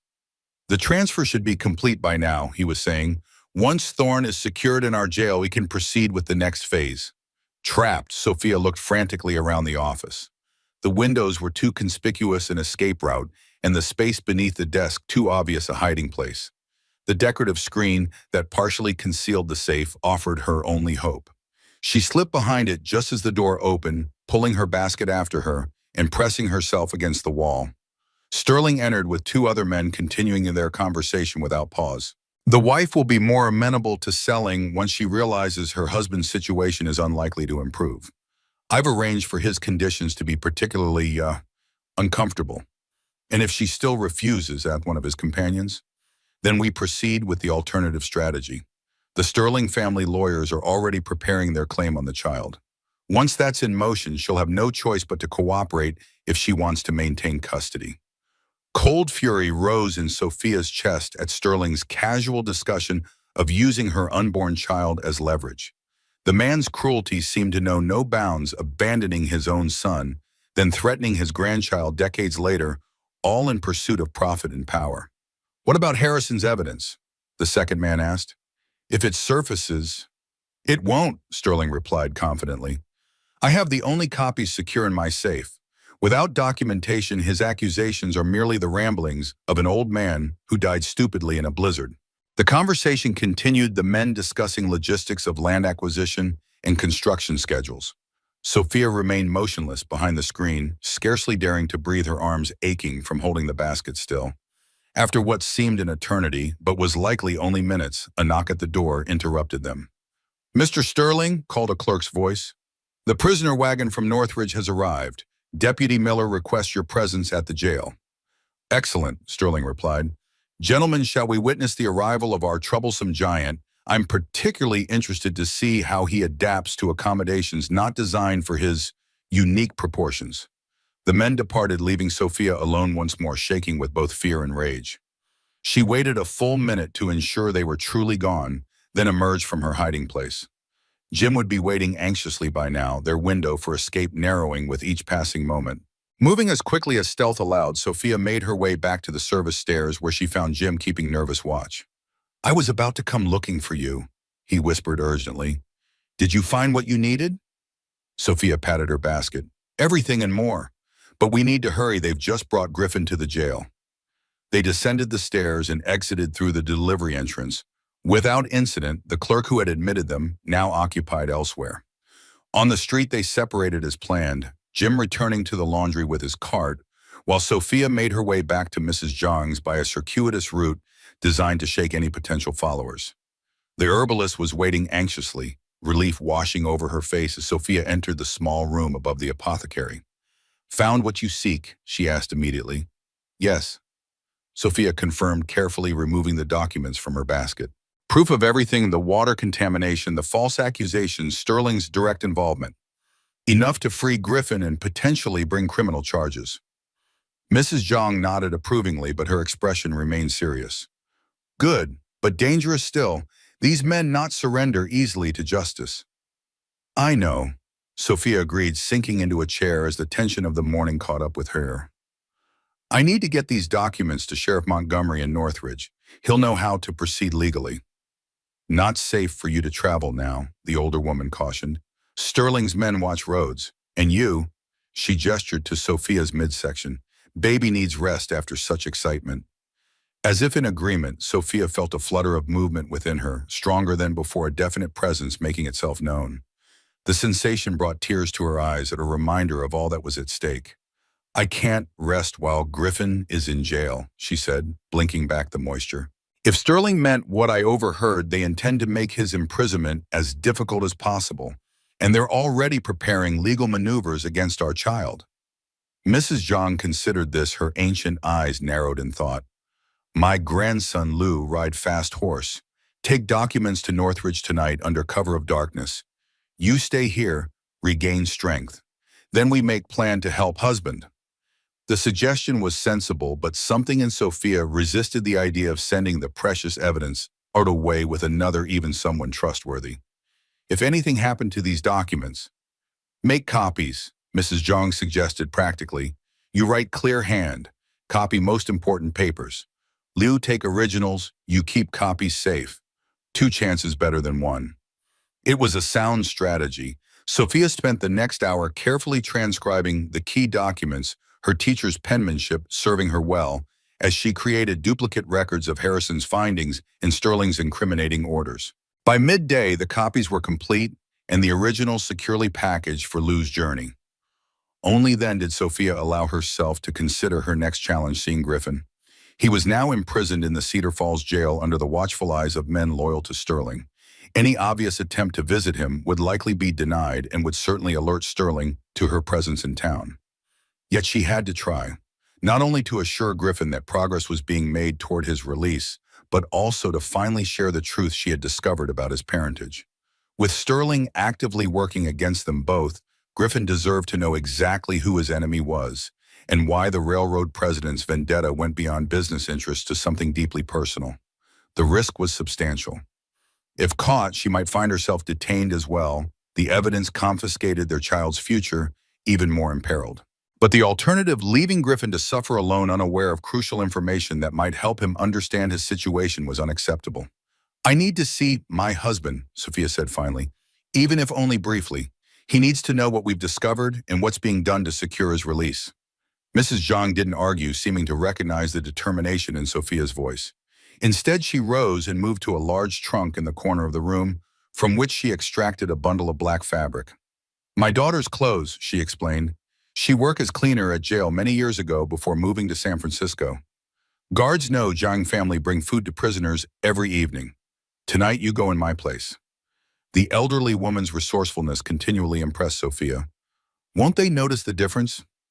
Mrs. Zhang smiled, a mischievous glint in her eye. "Keep head down, speak little. White men think all Chinese look same, not look close at old woman bringing rice." The plan was far from foolproof, but it offered the best chance of seeing Griffin without detection. As Sophia accepted the bundle of clothing, she felt a renewed sense of purpose.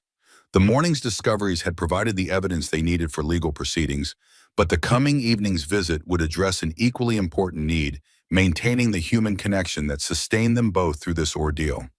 In the gathering dusk, as Liu departed with the precious documents securely hidden in his saddlebags, Sophia prepared for her own mission. Dressed in Mrs. Zhang's daughter's clothing, her hair concealed beneath a black head covering, She rehearsed the shuffling walk and deferential manner that might allow her to pass unnoticed among the jail guards.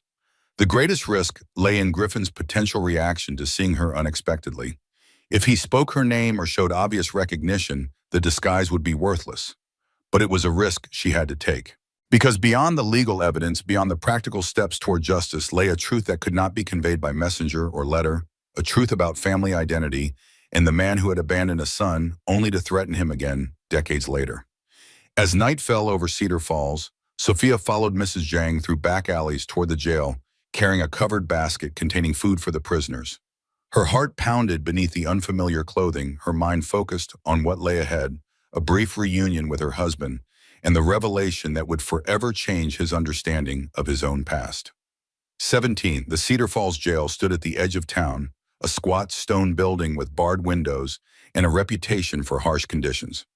Unlike Northridge's small wooden jailhouse, this was a territorial facility designed to hold multiple prisoners awaiting trial or serving short sentences. Its thick walls and iron doors spoke of security rather than comfort, efficiency rather than humanity. Sophia followed Mrs. Zhang closely, keeping her head bowed and her movements deferential as they approached the side entrance used by service providers. The elderly woman had explained that for years her family had supplied meals to prisoners at reduced cost to the county, an arrangement that provided both additional income for her household and the small satisfaction of ensuring that even those behind bars received one decent meal daily. A guard stood at the entrance, rifle cradled in his arms, expression bored but alert. He straightened as they approached, eyeing the baskets they carried. "Evening, Mrs. Zhang," he greeted, his tone casual but not unfriendly. "Right on time as usual." Mrs. Zhang bowed slightly. "Bring food for prisoners. Extra rice today, good for strength." The guard nodded, then gestured toward Sophia. "Who's this, not your usual helper?" "Granddaughter," Mrs. Zhang replied without hesitation. "Other helper sick. She helped tonight."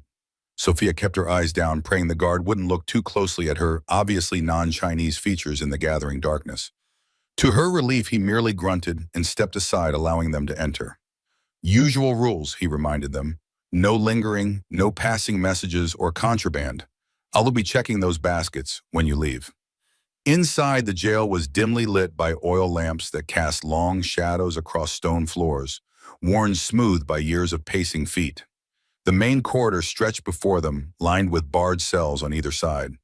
Most held 2 or 3 men, rough-looking characters, who watched the women's progress with varying degrees of interest.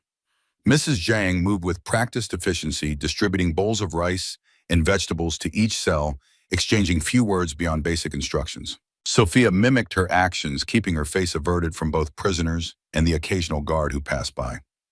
They were nearly halfway down the corridor when Mrs. Zhang paused, setting her basket down with a small sigh. "Old bones tired," she announced to no one in particular.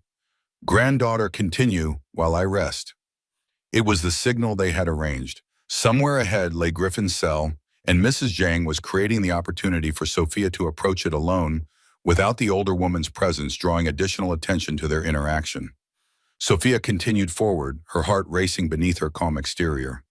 The cells near the end of the corridor were larger, designed for prisoners considered more dangerous or requiring special handling. And in the second-to-last cell, she finally found Griffin. The sight of him made her throat tighten with emotion. He sat on a cot that was comically inadequate for his frame, his broad shoulders hunched to avoid the low ceiling, his expression one of stoic endurance despite what must have been significant physical discomfort. A fresh bruise darkened one cheekbone, suggesting his transfer had not been entirely without incident. As she approached his cell, Griffin glanced up with the same distant acknowledgement that he had given the other food bearers. Then his eyes widened in shocked recognition, his body tensing as if to rise. Sophia gave a tiny, almost imperceptible shake of her head, warning him to show no reaction. To his credit, Griffin understood immediately, his expression smoothing back into careful neutrality, though his eyes remained fixed on her with burning intensity. "Food," Sophia murmured, sliding a bowl through the small opening in the bars designed for this purpose. As Griffin reached to accept it, their fingers brushed momentarily, a deliberate contact that sent warmth through her despite the circumstances. "Thank you," he replied, his deep voice carefully controlled. Then, barely above a whisper, "Sophia, you shouldn't be here." She kept her head bowed, pretending to adjust the contents of her basket while responding in equally hushed tones. I had to see you. We found evidence, Harrison's documentation of water contamination, proof of Sterling's involvement. It's being taken to Sheriff Montgomery tonight. Hope flickered in Griffin's eyes quickly, tempered by caution. Sterling has influence beyond Northridge. Even with evidence, it's enough to create reasonable doubt about the cattle theft. Sophia interrupted softly. Enough to justify your release pending further investigation. Montgomery will act once he has the documentation in hand. Griffin nodded slightly, understanding the implications, but his concern remained evident. You took a tremendous risk coming here. If Sterling's men recognize you, there's something you need to know, Sophia pressed on, aware that their time was limited. Something I discovered in Harrison's journal about Sterling, about why he's targeting you specifically. A guard's footsteps sounded at the far end of the corridor, prompting Sophia to move her hands as if merely arranging Griffin's meal. When the steps receded again, she continued in an urgent whisper. Sterling is your biological father, Griffin. He abandoned your mother when he saw your size as an infant, declaring you unnatural. Harrison knew, he documented it in his private journal. That's why Sterling is so determined to destroy you now. You're living proof of his past, a connection he doesn't want exposed. The color drained from Griffin's face, his massive hands gripping the bars with such force that his knuckles whitened. My father is alive. The question emerged as a pained whisper, decades of abandonment issues crystallized in 4 simple words. Yes, and he's using the railroad as a weapon to eliminate what he sees as a threat to his reputation and position. Sophia reached through the bars, briefly touching Griffin's clenched hand. I'm sorry to tell you this way, but you deserve to know the truth, to understand what we're really fighting against. Griffin's expression underwent a series of transformations. Shock, pain, anger, and finally a grim resolution. It explains much, he said softly. The familiarity I felt when seeing him. The sense that his vendetta was personal rather than merely business. He keeps mementos, Sophia added, remembering the box in Sterling's safe. A picture of your mother, a lock of hair, even a carved horse similar to the one you carry. Whatever his public actions, privately, he's never forgotten you. This detail seemed to affect Griffin more deeply than anything else she had revealed. His jaw tightened, emotions warring in his dark eyes. Yet he would see me hang for a crime I didn't commit, would threaten my wife and unborn child. We won't let that happen, Sophia assured him. The evidence will clear your name. And knowing the truth gives us an advantage. He doesn't expect we understand his real motivation now. From the end of the corridor came Mrs. Zhang's voice, slightly louder than necessary, another predetermined signal warning that their time was running out. Sophia gathered her basket, preparing to move on. Be strong, she whispered. I'll get word to you as soon as Montgomery acts on the evidence. This won't be much longer. Griffin reached through the bars one last time, his fingers gently brushing her cheek in a touch that conveyed all he couldn't safely say aloud. Be careful, Sophia. Whatever happens to me, protect yourself and our child first. We'll protect each other, she corrected him softly. All 3 of us. That's what family does. With that promise hanging between them, Sophia continued down the corridor, distributing the remaining food with mechanical efficiency, her mind already turning to the next stages of their plan. The evidence was on its way to Northridge. Griffin now knew the truth about Sterling. All that remained was to wait for Montgomery to act on the documentation and to pray that Sterling didn't discover their counteroffensive before justice could be set in motion. But as Sophia rejoined Mrs. Zhang and they prepared to leave the jail, a commotion at the main entrance drew the attention of guards and prisoners alike. Loud voices, heavy footsteps, the sound of multiple men entering with purpose, rather than the usual measured patrol of the guards. What happening? Mrs. Zhang asked one of the guards, her curiosity appearing natural, though her sharp eyes betrayed her concern. New prisoner, the guard replied dismissively. Some drunk who picked the wrong fight. Nothing to concern yourself with, Mrs. Zhang. You and your helper best be on your way now. Sophia kept her head down as they moved toward the exit, relief beginning to build as they approached the door without incident. But just as freedom seemed within reach, a voice from behind stopped them cold. Wait! The command came from Maxwell Sterling himself, who had just entered the corridor from a side office accompanied by Deputy Miller from Northridge and 2 men Sophia didn't recognize. Sterling's cold gaze swept over the departing women, passing over Mrs. Zhang, before settling on Sophia with sudden sharp recognition. You, he said softly, a dangerous smile spreading across his features. What an unexpected pleasure, Mrs. Thorne, or should I say Mrs. Zhang's granddaughter. Sophia straightened, abandoning the pretense of subservience now that discovery was inevitable. Mr. Sterling, I was just leaving after bringing food to the prisoners, including my husband, whom you've arranged to be held on false charges. Sterling's smile didn't waver as he turned to the guards. Detain this woman. She's attempting to pass contraband to a prisoner. That's a lie, Sophia protested as guards moved to flank her. Search my basket if you don't believe me. There's nothing but empty food containers. The contraband, Sterling continued smoothly, is information. She's conspiring with her husband to obstruct justice and interfere with legal proceedings. Mrs. Zhang stepped forward, her small figure vibrating with indignation. No crime to speak to husband-in-law, allow visits. Authorized visits, Sterling corrected, his tone patronizing. Through proper channels with appropriate supervision, not disguised entry under false pretenses. He gestured to the guards. Take her to the interview room. I believe Mrs. Thorne and I have much to discuss.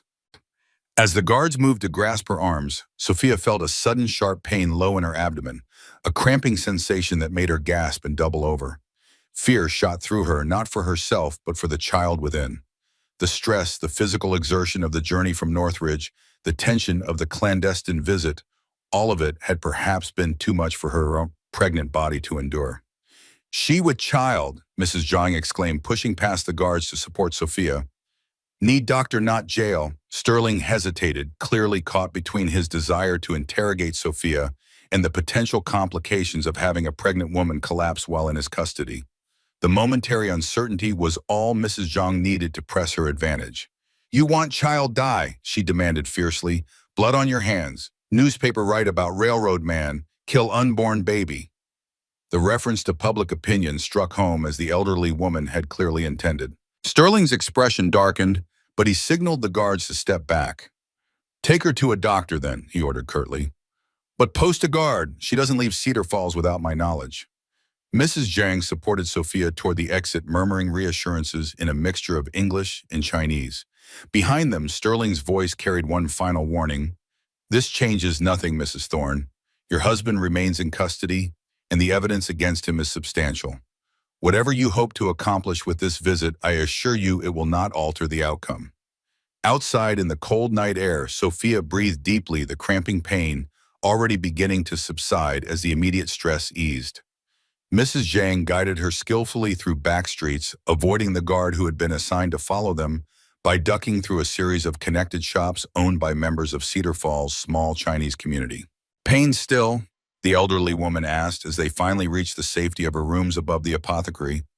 Less now, Sophia admitted, sinking gratefully onto the narrow bed. I think it was just the tension and fear, not anything truly wrong. Mrs. Zhang nodded, her experienced hands already preparing herbs for a soothing tea. Body protests too much excitement. Baby say, slow down, mother. Despite the danger of their situation, Sophia felt a small smile touch her lips. A sensible child already. Like mother, Mrs. Zhang observed with quiet approval. Quick thinking at jail. Sterling not expect woman in your condition fight so hard. The reminder of Sterling sobered Sophia immediately. He knows I'm in Cedar Falls now. He'll be watching for me, and he'll certainly increase security around Griffin. But not know about evidence already gone to Northridge, Mrs. Zhang pointed out. Think you come only to see husband, not steal important papers. It was a valid observation. Sterling had caught her visiting Griffin, but he had no reason to suspect she had already infiltrated his office and obtained Harrison's documentation. As far as he knew, the evidence remained secure in his safe, the combination known only to him. Lou reached Northridge by morning. Mrs. Zhang continued handing Sophia the prepared tea. Sheriff Montgomery have evidence before Sterling know it missing. Then real fight begin. Sophia sipped the calming beverage, feeling the cramping ease further as the herbs took effect. Once Montgomery has the evidence, what then Sterling still has considerable influence. He could delay Griffin's release, create legal obstacles. Evidence not only for sheriff, Mrs. Zhang reminded her, also for judge, for territorial governor, for newspapers. Truth have power when many people know. The strategy was sound. The documentation Harrison had compiled implicated not just Sterling, but the entire regional operation of the Transcontinental Railway Company in serious crimes contaminating water sources, deliberately sickening landowners who refused to sell, falsifying evidence to frame uncooperative property owners. Once such information became public, the company's investors and political supporters would distance themselves rapidly, leaving Sterling isolated and vulnerable. But all of that depended on Lou reaching Northridge safely, with the evidence on Montgomery acting decisively once he received it, on the territorial authorities responding to the proof of corruption and criminal activity. And in the meantime, Griffin remained in a cell built for smaller men, at the mercy of guards who took their orders from the father, who had abandoned him as an infant. Sophia placed a protective hand over her rounded stomach, feeling the child within shift slightly in response to her touch. This baby would be born into a world where powerful men like Sterling used wealth and influence to crush those who stood in their way. But it would also have parents who refused to surrender to such power, who fought with intelligence and determination for justice and truth. Rest now, Mrs. Zhang advised, seeing the exhaustion etched in Sophia's features. Tomorrow bring new challenges. Need strength to face them. As Sophia settled onto the narrow bed, her mind continued to race with plans and contingencies. Sterling would surely increase his efforts now that he knew she was actively working against him. The next 24 hours would be critical. Lou had to reach Northridge with the evidence, Montgomery had to act on it, and Griffin had to remain safe in the interim. Outside the small window, stars glittered in the clear winter sky, the storm long past, and the night peaceful despite the human dramas unfolding beneath its vast expanse. Sophia found herself thinking of the carved wooden horse Griffin carried, always the last gift from his mother, a reminder of gentleness and creativity in a world that often valued neither. And now she knew that Maxwell Sterling, the man who had abandoned his own son and currently threatened their family, kept a similar carving hidden in his private safe. Whatever his public actions, some part of him had never truly severed the connection to the child he had rejected. That knowledge might prove useful in the confrontation that inevitably lay ahead, a confrontation that would determine not just Griffin's freedom, but the very nature of the family they were creating together. With that thought providing a strange comfort, Sophia finally drifted into an exhausted sleep, one hand still resting protectively over her growing child, her last conscious thought, a prayer for Lou's safe journey, and Griffin's endurance through one more night of unjust imprisonment. 18. Dawn arrived with the oppressive heaviness, gray clouds hanging low over Cedar Falls, like a physical manifestation of impending confrontation. From her window in Mrs. Zhang's rooms, Sophia watched the town slowly come to life, smoke rising from chimneys, merchants opening shops, the daily rhythm continuing, despite the dramas that consumed her own existence. The night had passed without further incident.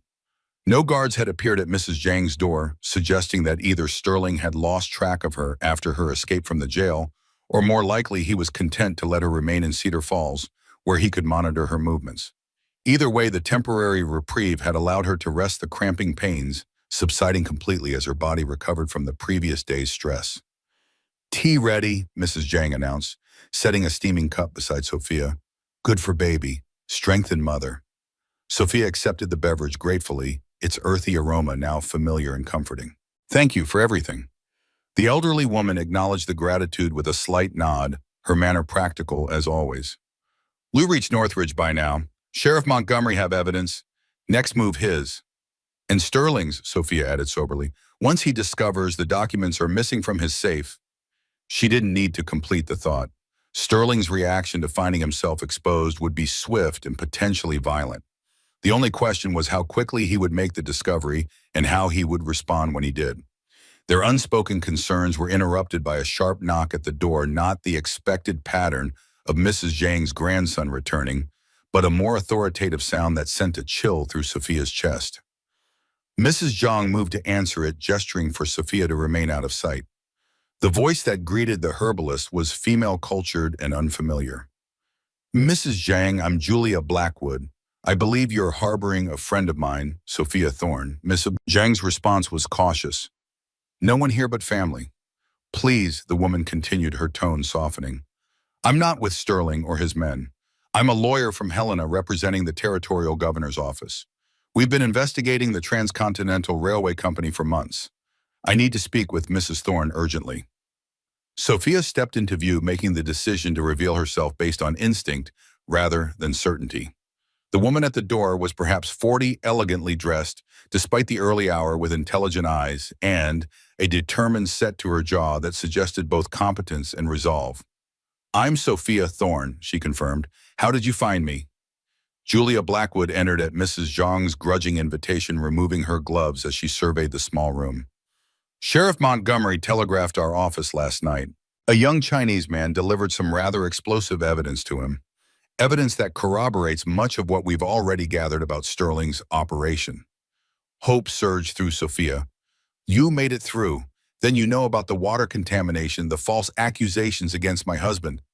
"All of it," Julia confirmed. "The governor has authorized immediate action. U.S. Marshals are already on their way to Cedar Falls with warrants for Sterling and several of his associates. But there's a complication." Her expression grew grave. "Sterling seems to have anticipated exposure.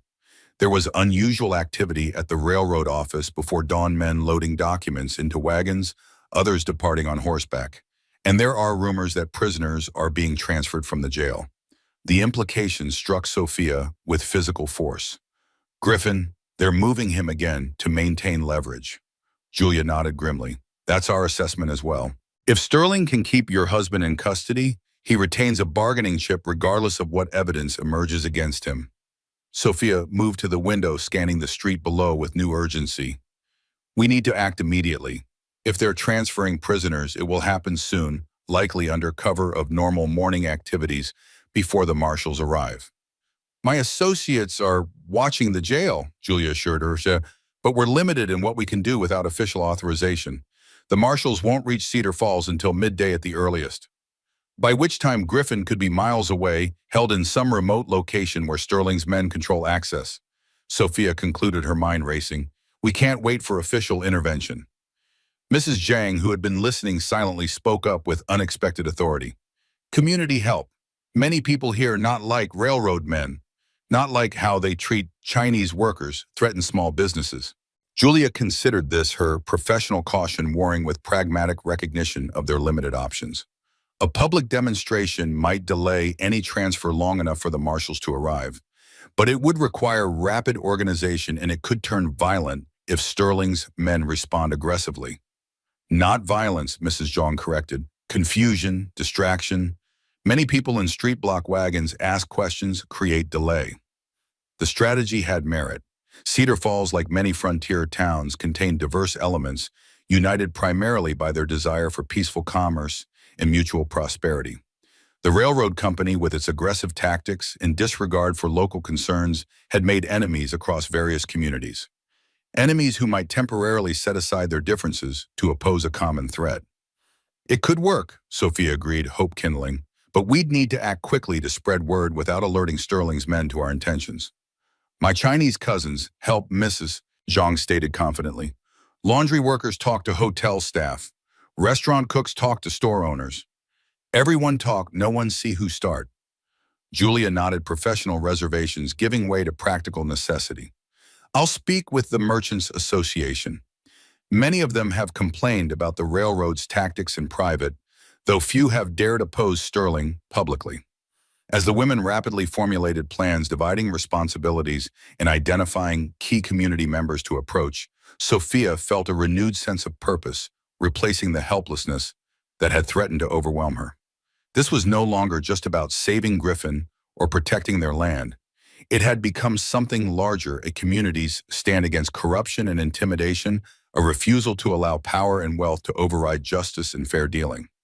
Within an hour, the carefully orchestrated response was in motion. Messages passed from shop to shop, from household to household, communicated through children running errands, women exchanging recipes, men discussing the weather, all seemingly innocent interactions that gradually spread awareness of the impending prisoner transfer and the need for public presence to witness and potentially delay it. Sophia remained at Mrs. Zhang's, monitoring developments through reports brought by various community members. By mid-morning, the streets around the jail had filled with unusual activity, merchants suddenly needing to move carts of goods, Chinese laundry workers delivering clean linens to businesses on the block, children playing games that somehow always spilled into the road. women stopping to chat in front of buildings that offered clear views of the jail entrance. Nothing that could be definitively identified as protest or interference, yet collectively creating an environment where any attempt to move prisoners would necessarily occur under dozens of watchful eyes and potential witnesses. From her vantage point at Mrs. Zhang's window, Sophia could see the frustration of the guards posted outside the jail, their suspicious glances at the increased foot traffic, their increasingly agitated communications with messengers from the railroad office. Something was happening inside as well, unusual movement, raised voices, occasionally audible, even at a distance. They know something's wrong, Julia observed, joining Sophia at the window. The question is whether they'll risk moving the prisoners anyway or wait for clearer instructions from Sterling. As if summoned by the mention of his name, Maxwell Sterling himself appeared at the jail entrance, his normally impeccable appearance showing signs of haste coat unbuttoned, despite the cold silver hair not quite perfectly arranged.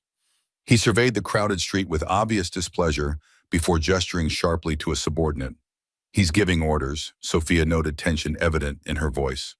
"Whatever he's planning, it's happening now." True to her assessment, activity at the jail increased significantly following Sterling's arrival. Guards emerged to clear space around the rear entrance, using the butts of their rifles to push back curious onlookers. A covered wagon previously hidden in the jail's small courtyard was brought around its driver, looking nervously at the gathered townspeople.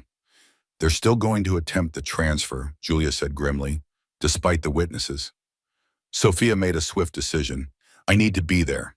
If they're moving Orphan, he needs to know we're fighting for him, that help is coming." Before Julia could object, Sophia was already pulling on her coat, her pregnant form no longer disguised by Mrs. Zhang's daughter's clothing, but proudly evident in her own attire. If public witness was their strategy, then her presence as Griffin's visibly expectant wife could only strengthen the moral weight of their opposition. Mrs. Zhang made no attempt to dissuade her, merely pressing a small packet of herbs into her hand. "For courage," the elderly woman explained. "All will see railroad man take mother-to-be's husband. Not look good for his reputation." The observation contained tactical wisdom. Sterling had built his business empire partly through political connections and public goodwill. The image of him personally overseeing the transportation of a pregnant woman's husband, particularly when that woman was a respected school teacher, would not play well in newspaper accounts or political circles. Sophia descended to the street with Julia beside her, moving purposefully toward the jail through the thickening crowd. Word of her presence spread rapidly, creating a path as people stepped aside to let her pass, while simultaneously closing ranks behind her, a human barrier between her and any potential threat from Sterling's men. By the time she reached the cleared area before the jail's rear entrance, a substantial portion of Cedar Falls' population had gathered their collective presence, transforming what might have been a routine prisoner transfer into a public spectacle that would inevitably generate gossip questions and potentially formal investigation. Sterling stood by the wagon, issuing instructions to the guards who were emerging from the jail with the first of several prisoners in chains. His back was to the crowd, his attention focused on the logistics of the transfer rather than its witnesses. It wasn't until a murmur ran through the assembled townspeople that he turned and saw Sophia approaching Julia Blackwood at her side. Recognition followed by barely contained fury flashed across his features. For a moment, Sophia thought he might order the guards to prevent her approach. Instead, he composed himself with visible effort, adopting the smooth manner of the successful businessman addressing a minor inconvenience. "Mrs. Thorne," he greeted her loud enough for nearby witnesses to hear. "This is neither the time nor place for a social call. I suggest you return home and allow the legal process to proceed without interference." "I've come to witness my husband's transfer," Sophia replied, equally audible to the crowd, "as is my right as his wife and the mother of his unborn child." The deliberate mention of her pregnancy caused several women in the crowd to murmur sympathetically. Sterling's jaw tightened almost imperceptibly before he responded. "Your husband is being moved to more appropriate facilities pending his trial for cattle theft. A routine procedure that requires no audience." "There's nothing routine about transferring a prisoner before the circuit judge arrives," Julia interjected, her professional authority evident in her tone, "particularly when newest evidence has emerged that casts doubt on the original charges." Sterling's gaze shifted to Julia, recognition and calculation evident in his cold eyes. Ms. Blackwood, the territorial governor's watchdog, I was unaware you had business in Cedar Falls. The governor takes a personal interest in cases involving potential corruption of the legal system, Julia replied smoothly, especially when that corruption appears to serve private business interests at the expense of ordinary citizens. The verbal sparring might have continued, but at that moment the jail door opened again to reveal Griffin flanked by guards, his massive frame stooped to pass through the doorway. Heavy chains bound his wrists and ankles, the links thick enough to restrain a man of his unusual strength. Despite this humiliating restraint, and he carried himself with dignity, his expression controlled until he caught sight of Sophia standing before Sterling. Surprise followed by concern flashed across his features. Sophia, he called, his deep voice carrying easily to her despite the guard's attempts to hurry him toward the wagon. You shouldn't be here. It's not safe. I'm exactly where I need to be, she responded firmly, moving toward him despite Sterling's gesture for the guards to intervene. The evidence has reached Sheriff Montgomery. The governor's office is involved now. This won't continue much longer. The guards looked uncertainly between Sophia and Sterling, clearly uncomfortable with physically restraining a pregnant woman in front of so many witnesses. Sterling's frustration was evident as he stepped forward, himself placing his body between Sophia and Griffin. Enough of this spectacle, he snapped. Get the prisoner in the wagon. Now. Griffin's expression darkened as Sterling approached Sophia.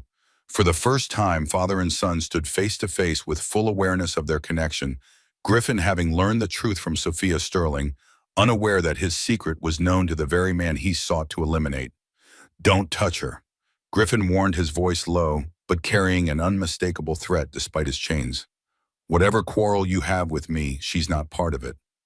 Sterling turned to face him fully, something unreadable flickering in his expression as he confronted the son he had abandoned 3 decades earlier. On the contrary, he replied coldly, your wife has made herself very much a part of the situation through her interference and disregard for legal procedure. The only disregard for legal procedure, Julia interrupted firmly, has been your company's manipulation of evidence and corruption of local officials. As representative of the territorial governor's office, I am officially informing you that U.S. Marshals are en route with warrants for your arrest and the seizure of company documents related to multiple criminal investigations. The announcement sent a ripple of reaction through the crowd and visibly unsettled Sterling's men. Several glanced at their employer uncertainly, clearly weighing their continued loyalty against the prospect of facing federal charges themselves. Sterling himself betrayed little beyond a tightening of his jaw and a brief narrowing of his eyes. Investigations based on what evidence? The ramblings of a dead country doctor, the desperate fabrications of a woman trying to save her husband from justified punishment. Based on documents recovered from your own safe, Sophia stated clearly, playing her final card. Documents detailing water contamination, falsified evidence, and direct orders bearing your signature. Documents that are now in the hands of both the sheriff and the territorial governor's office. The blood drained from Sterling's brain as the implications registered. His gaze darted toward the railroad office across town, as if he could somehow verify the security of his safe from this distance. When he spoke again, his voice had lost its smooth confidence, replaced by a harsh edge of desperation. Load the prisoner, he ordered the guards. Now! But the guards hesitated, looking from Sterling to the increasingly hostile crowd, from Julia's confident stance to Griffin's imposing presence even in chains. The calculation was visible in their expressions, weighing immediate orders against potential consequences, especially in light of Julia's announcement regarding imminent federal intervention. Sir, one guard began uncertainly. Perhaps we should wait for clearer. I said now. Sterling's composure cracked completely, his face flushing with rage. I will not be defied by my own men. In that moment of unchecked emotion, something shifted in the dynamic between Sterling and those around him. The mask of the controlled businessman had slipped, revealing the ruthless desperation beneath. Guards exchanged glances, townspeople murmured, and even his most loyal subordinates seemed suddenly uncertain of their position. Into this charged atmosphere came the distinct sound of horses approaching at speed, multiple riders moving with purposeful haste. Julia smiled slightly, her expression one of professional satisfaction. That would be the marshals, she observed. Rather ahead of schedule. It seems the governor was even more concerned about the situation than I realized. Sterling's gaze darted from the approaching riders to Griffin, to Sophia, to the watching crowd, calculation and desperation warring in his expression. Then with sudden decision, he reached inside his coat and withdrew a small pistol, aiming it directly at Sophia. "Back away," he ordered the crowd, his voice tight with strain. "All of you, the prisoner comes with me now, or his wife faces the consequences." Gasps and cries of alarm rose from the assembled townspeople, many backing away instinctively from the threatened violence. Griffin lurched forward despite his chains, raw fury contorting his features as he strained against the guard's restraining hands. "Sterling," he roared, "lower that weapon or I swear." "You swear what?" Sterling cut him off the pistol, unwavering. "You'll break those chains, overcome armed guards. Accept reality, Thorne. Your wife interfered in matters beyond tongue.